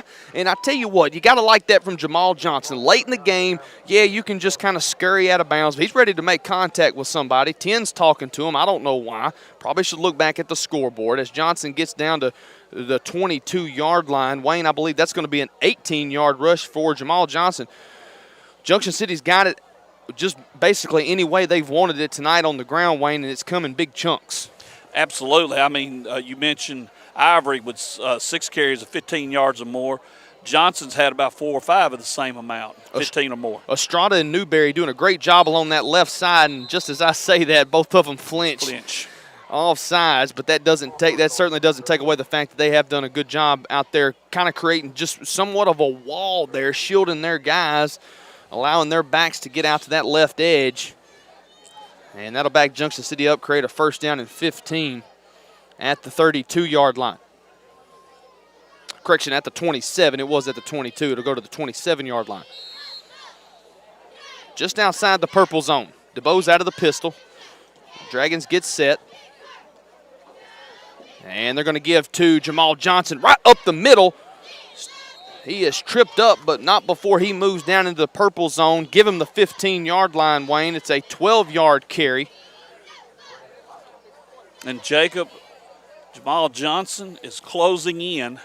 And this is saying something, folks, because this is the high school that is known for the running backs. He's closing in on the top 15 career rushers. Wow. Yes. That's really two really big seasons of work, I guess you could say. Yep. That's really impressive. Clock's going to move under 10 and a half. 2nd down and 2. DeBose is going to keep it. He gets a block. And he's still on his feet running hard. Corey DeBose. And they lost the football in the end zone. And it's going to be a touchback. For the 3rd time tonight, the Dragons have fumbled it in the end zone. And I'm going to be honest with you, Wayne. I think DeBose might have actually gotten across the goal line before the ball come out. I mean, That's obviously signaling a touchdown. But instead it's going to go down as a fumble into the end zone. Unbelievable. And Junction City turns it over. Jacob, I've never known of a game where you had 3 touchbacks like that on any level. Well, not just that, but the same team, Wayne. The same bunch. I mean, you know, it'd be different. You know, one team had 2, the other one had 1, or, you know, what. But a team going in, I mean, that's 3 in the end zone that you got to think, okay, that's you know, 6, 6, and 6. That's 18 points, 38-0. Not considering what you could have potentially done on point after attempts, 2-point tries, all that good stuff. And then you got the 2 drives that stalled inside the 20 that resulted in turnovers. Oh, what could have been? Sexton to throw, and he's going to throw it out, and good coverage out there. He tried to fit it in between 2 Junction City defenders, Jacob Smith, Ryan Allen. He was trying to hook up with somewhat of a tall target out there in Jaquisio Welch.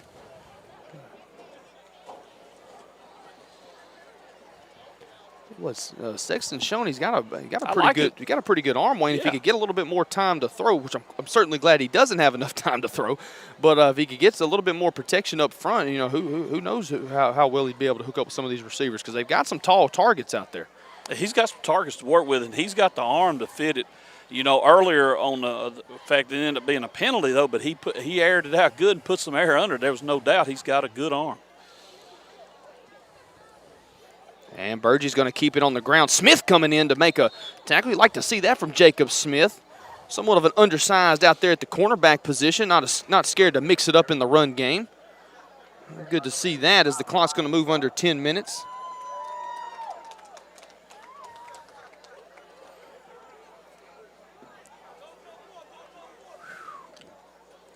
Third and 10 now. Tell you what, Wayne, I know we've been talking about a lot of the negatives, but one of the positives here tonight has been that Junction City defense. Outstanding. They have looked outstanding. Yes. And defensive line has taken control for the most part. Here in a little bit, we need to check the yardage total. Roland and Norman done a good job at the linebacker position, too. Sexton to throw. And he's pressured, hit, and we've got a flag from the official along the side judge, along the Dragons sideline, and that come in. It was hard to tell where he was looking when he tossed it. I thought for a second that he had a hold he was calling. The white hat is looking. There it is, yeah, holding. Okay, holding on Smackover. And so the Dragons will decline it as the pass went incomplete, so to bring up a 4th down and 10. You figure they'll go for it. I mean, they're not. I think you got to. Well, then again, maybe not. Here comes That's why we're up here with these headsets and not down there with those. Wayne. Absolutely. Now, we've seen a bad snap, or not necessarily a bad snap, just maybe a little bit one that was tough to handle by the punter at the end of the first half that helped Junction City put a touchdown on the board, and they're going to run another man out here on special teams. We've seen that a couple of times tonight, and they're going to have to burn a timeout. Oh, my goodness, we're going to have to burn a timeout here with 9:24 to play. We're going to step aside with them. We're back in 30 on the DSN.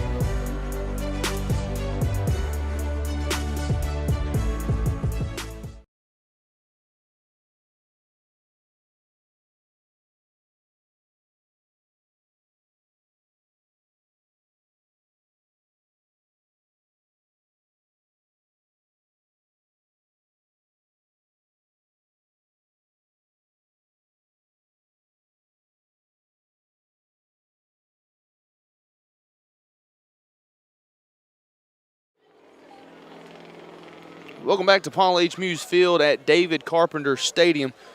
9:24 remaining in the ball game. The 45th meeting all time between the Junction City and Smackover. And the Dragons out front and in control of this one, 20-0. As Smackover faces a 4th down and 10.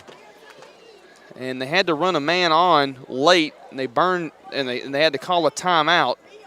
And out of the timeout, Wayne, sometimes, you know, when you take those timeouts, it gives you time to change your mind. Yeah. But it doesn't appear that that's been the case for Smackover. They're still going to bring the punter out here with just under 9.5 to play. Junction City had dual returners. Now they'll work Johnson up. He'll be about 15 yards back of the line of scrimmage, actually make that 10 as he moves forward. Good snap, and going to be an end-over-end kick. Johnson's actually going to field it at the 40, and I don't know if he lost the football, muffed it at the 40, and I think Smackover's got it. So another fumble by Junction City. Actually, it'll go down as a muff, which will still look as it'll be a fumble in the on the box score, which there's certainly a crooked number in that category tonight. 9:14 to play in the fourth quarter. 20-0's our score. Junction City on top of Smackover, and the Buckaroos will come back out for an offensive drive. And coming out of that break, Wayne, I said Junction City was in control, but you just never know. You've been around the game of football a lot longer than me and the ex-Cat have. Crazier things have happened. Yep. You're not in the clear just yet. No, you're nowhere near in the clear the way this is And going. I think that's the message Smackover needs to be sending their team. Not saying they aren't, but it definitely needs to be harped on because, my goodness, they still got a chance here. Sexton's pressured. He rolls out to his left. He's got nowhere to go with the football, and he's just going to throw it away over to the left side. And that's a smart decision there by the quarterback just to get rid of it because he was about to take a big loss there, Wayne. Probably would have brought up around a 2nd and 20. Yep. He did good there because, I mean, he didn't have any time to set or anything. Had good pressure coming from the backside.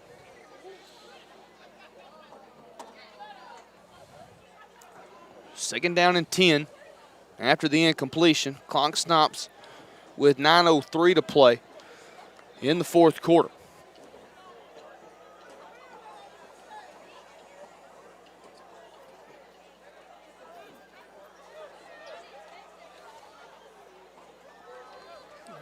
Officials talking something over now. They ready?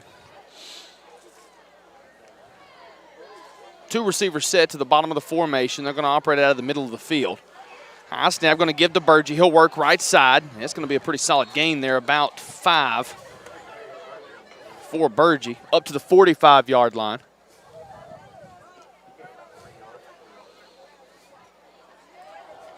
Third down and 5 now for the Buckaroos. Dragon defense, you shut them down again, guys. Either force them to go forward or make them punt.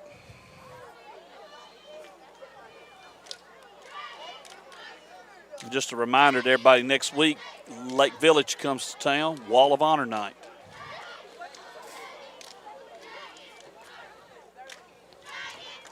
Third down and 5, hard count. And they're going to give to Burgee. He'll work left side, and he's going to pick up the first down. Now he loses the football, and Junction City had an opportunity to get on it, but Burgee's actually going to be able to recover it, and it's actually going to help them out greatly. He's going to pick up 7 more yards after the fumble, after the football found its way rolling around on the turf along that far side of the field.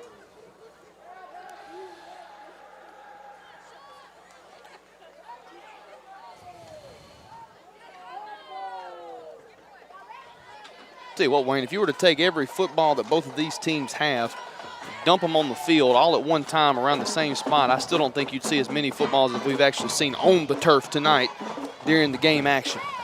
No, you wouldn't. You still need some more to throw out there. First down and 10 for the Buckaroos. They're now in Dragon territory at the 43-yard line of Junction City. 8:09 to play in the ball game. They give to Burgee. He'll work left side and nowhere to go.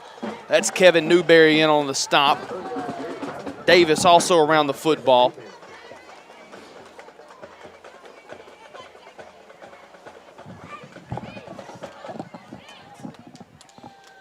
And Jacob, the defensive line, here's the bright spot. Defensive line, and with the rotations they're doing, has stayed consistent the majority of the night. Outstanding job, especially by the defensive line. Now, the problem there, even though it's a bright spot, all the jumping off sides. Second down and 10 and a high snap over the head of Sexton. Several Dragons pursuing. And he's just going to have to fall on the football. That's going to bring up a third down. And, Wayne, that's going to be a third down and forever. That's going to be a third down and I believe a 27 as the football is going to go all the way back to the Smackover side of the field at the 40. They're going to have to get down to the Junction City, I believe, the 33-yard line to convert. So, yeah, wow. 3rd and 27. Third down and 27.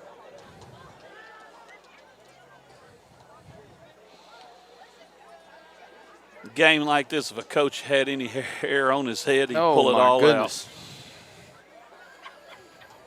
And they're going to give the Birds, just keep it on the ground here on 3rd down, bottled up in the backfield, still. But finally just dropped for a loss, trying to stay on his feet as long as he could, but really nowhere to go. And it'll be no gain, and 4th down and 27. Clock moves under 6.5 minutes remaining in the ball game.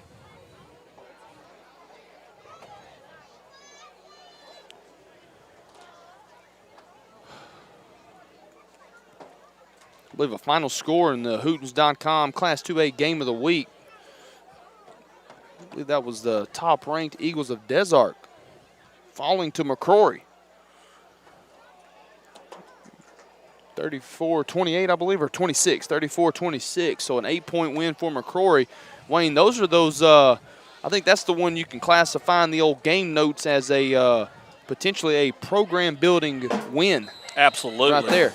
I know it's the regular season. They don't hand out trophies really for that, as Smackover calls a timeout, but that's a big win for McCrory over Des Arc here in week 1. Timeout on the field, 5:42 to play in this one, 20-0, Junction City on top of Smackover. We're back in 60 seconds on the Dragon Sports Network.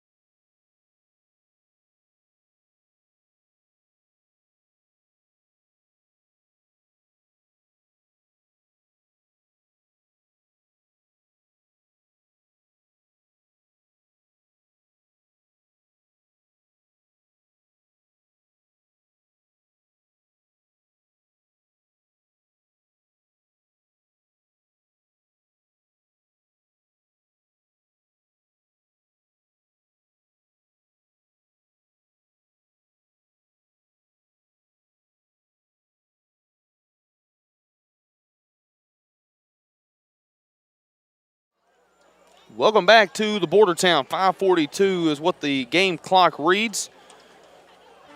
And that's how much time Smackover has to work with. Down 3 scores to Junction City.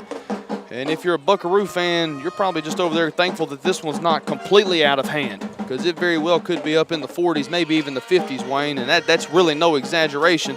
If you're just tuning in, you're probably thinking these guys lost their mind. They think they should be scoring 40, 50 every night. Well, I'm not going to say we should be doing it every week, but certainly this week we should at least have 40 on the board. We cannot hold on to the football. Smackover still with it here on 4th down and still on his feet. Burgee, I tell you what, he's not going away quietly, Wayne. He's still out there playing hard. You got to respect that. He's going to pick up about 8, but it was 4th and Hardy Mart for the Buckaroos, and they're going to turn it over on downs. And Junction City's got it 5:28 to play here in the 4th quarter. And coming into the ball game for Junction City is going to be Jordavian Williams, the sophomore. He's got 4 carries for 33 yards tonight, and Wayne, you got to think it may be his load to carry here throughout the remainder of this one. You know what? I'm Brad Smith. Yeah, let's turn him loose, see what he can do.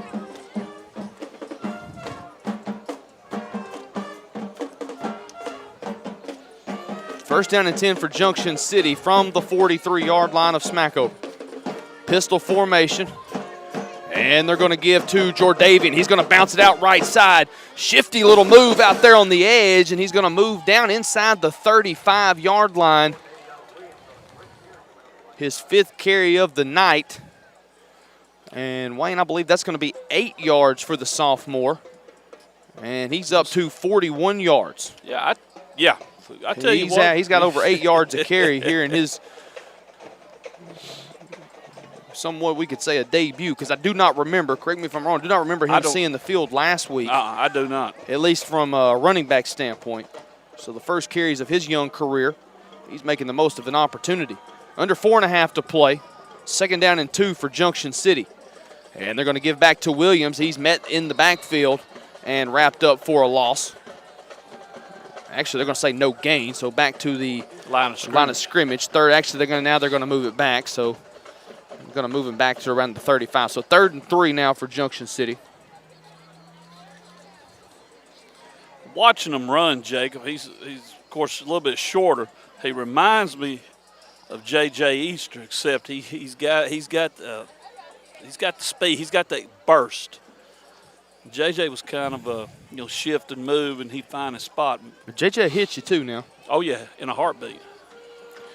And the clock moves under 4 minutes, supposed to be running. And breaks out of 2 tackles as Williams, a little shake and bake on the 3rd down carry. I tell you what, Wayne, he ran out of 2. Those weren't even arm tackles. He was just about wrapped up.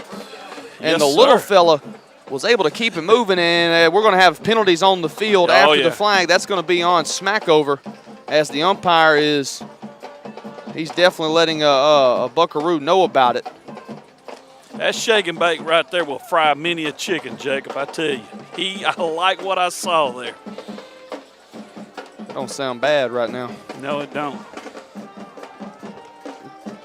3:45 to play here in the 4th quarter. Don't give him any ideas. Goodness gracious.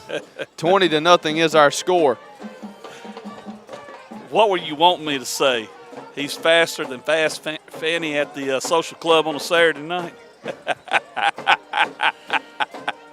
That's half of it.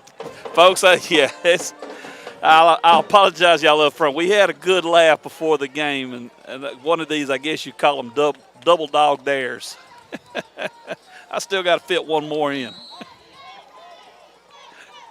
Glad you reminded me, Denton. Because he sure wasn't going to. No, 3:45 to play after the penalty. Junction City's got it in the purple zone. They give to Williams. He'll go over right guard, and he's going to be bottled up as he reaches the line of scrimmage.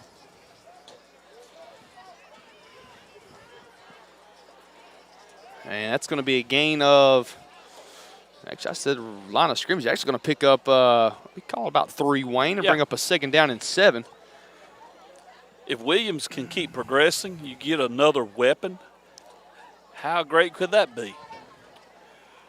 Well, I don't think there's ever been too many coaches in the history of the game of football that have ever said, dang, we have too many weapons. Clock's going to move under 3 minutes before the next snap. They give to Williams over right guard again and running hard. And he's going to move down inside the 5, mark him at the 4, Wayne. It'll bring up a 3rd down and 3. From the 4, they can get to, I believe they can get to the 1 for a 1st down. Yeah. As the clock's at 2:40 and ticking. They can, right inside the 1. They can reset the chains.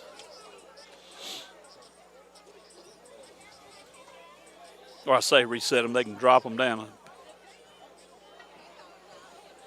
And the clock continues to run. Williams in the backfield. And he's going to get the carry, and I believe he's going to be close to the 1st down marker. He could have just set Junction City up for a goal-to-go opportunity. Actually, they're going to mark 4th down. So 4th down and less than a yard for the Dragons. Clock's going to move under 2 minutes. Be interested to see what the decision here is for Junction City if you're able to get the 1st down here without scoring, obviously. If you try to keep it going or if you just start taking a knee. Keep going. I think so. This ain't a take a knee kind of game. No, it ain't. And it's certainly developing into not a take a knee kind of season. And they give to Williams, and I believe that's going to be enough for a 1st down. And that will do it. So a 1st and goal situation for Junction City.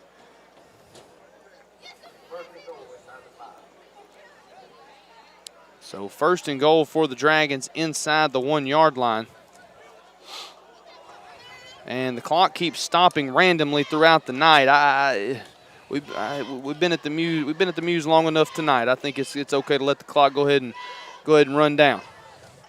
And they give to Williams, and they sniffed that one out immediately. Nowhere to go. Clock will move under 60 seconds before the next snap.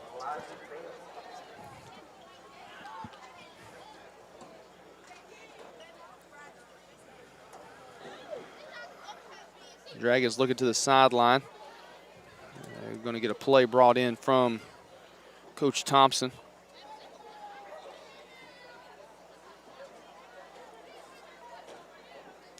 And this should be it right here.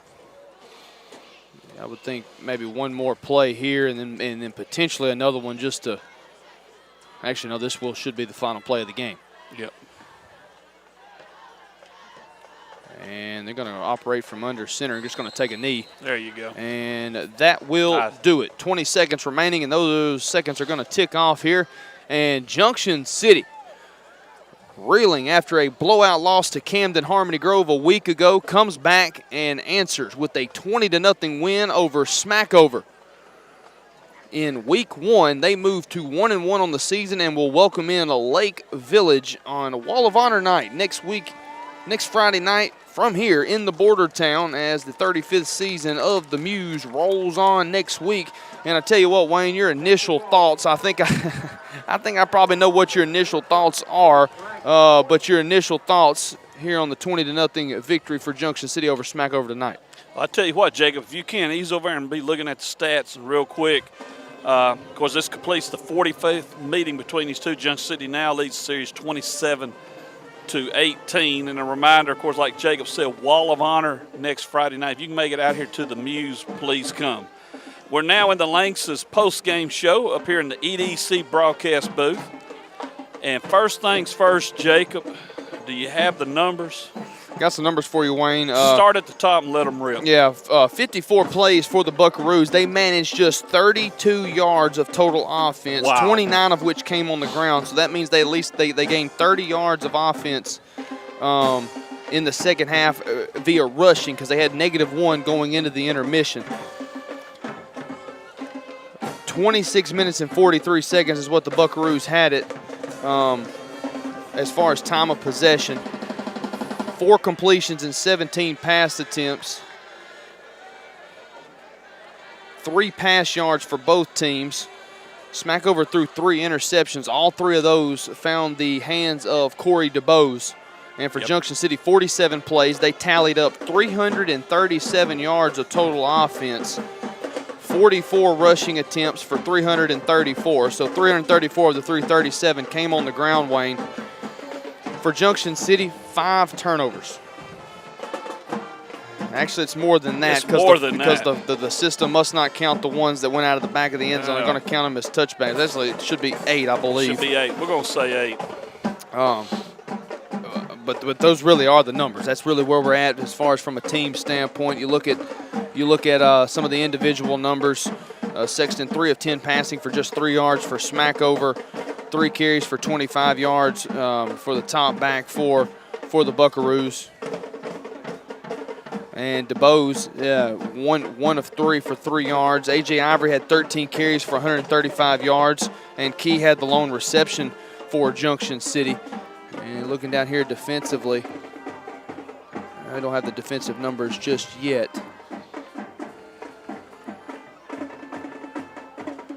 But Wayne, if you're Junction City, you jumped out to a 14-0 lead in the first quarter, added 6 more in the second, and so you were really feeling good about yourself somewhat going into the intermission. Were held out of the end zone in the second half. This one never really felt close, Wayne, other than maybe the first couple of drives of the contest, but it never really felt close as we move into the latter parts of the evening.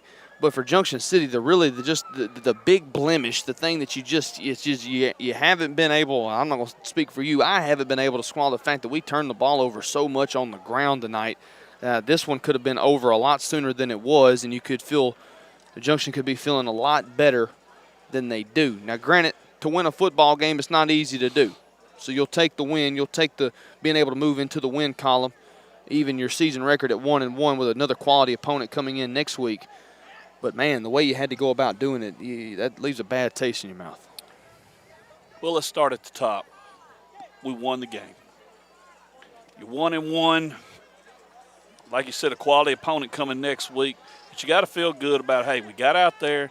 We did some things right like we're supposed to do. But there are two glaring, call them problems, if you will, that it's got to be dealt with. Penalties. And you may have called them out, and I missed you on it, how many there was. But 15 for 110 for Junction City. I mean, goodness gracious. That's a large gravel truck load of penalties to deal with. Yeah. And you add in last week's, and Junction's sitting around 30 penalties after 2 games. And you cannot keep having penalties like that and expect to win. The other is 8 turnovers. You throw in, I believe, 4 from last week. That's 12 for the season. Now, the season's young. We're 1-1. You take it and build on that. You got Lake Village. Then I believe we go to Haynesville. And is it BB after that? I'm not sure. I believe that's BB after that. And then it's a bye week before conference play starts. All right. There's some things to work on. There's some things you have to get done. And I believe, and I said that last week, I'm going to say it again, Coach Smith and company will get it taken care of. Well, I mean, I don't mean to cut you off, but you can say they certainly did from week 1 to week 2, because oftentimes you'll hear coaches say that's kind of where your biggest step. That's where you take your biggest step, week 1 to week 2, or I guess in this case, week 0 to week 1. Right. Shout out to the AAA. But that's where you make, and you could see Junction from the start. Their first 2 drives of the night, they come out offensively, maneuvered it down the field, scored, looking really good defensively. 2 big stops on 4th down. I mean, you're like, holy cow, this is a completely different bunch than the week before. But then you kind of think maybe they got into cruise control a little bit, and you start seeing some of the mistakes. You start seeing the ball being coughed up. You start seeing opportunities that Smackover is giving you, you're unable to capitalize on them. And you allow them to stay in the ball game, and really a game that ended 20-0, you don't really feel good about it because it could have been 40, 45, 50. I mean, just considering how many times you let opportunities go by the wayside. But we'd be remiss if we didn't mention the play of that defense, Wayne. You give up 39 points last week, and you come in this week, you pitch a shutout. Now, granted, you can get into the debate, okay, well, you got to look at the playmakers that one offense has and consider the other offense, and I get that. I understand that.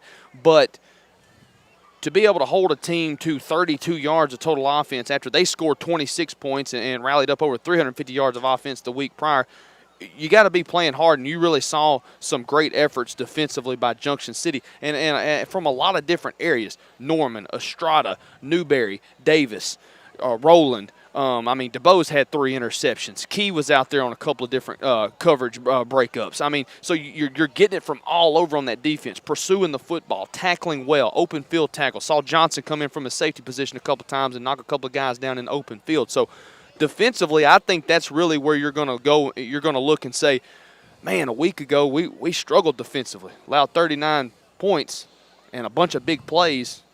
Well, you improved a lot this week. And you look for improvement next week, and that's what we got to keep building off of. That's it. That's what you got to hang your hat on right there.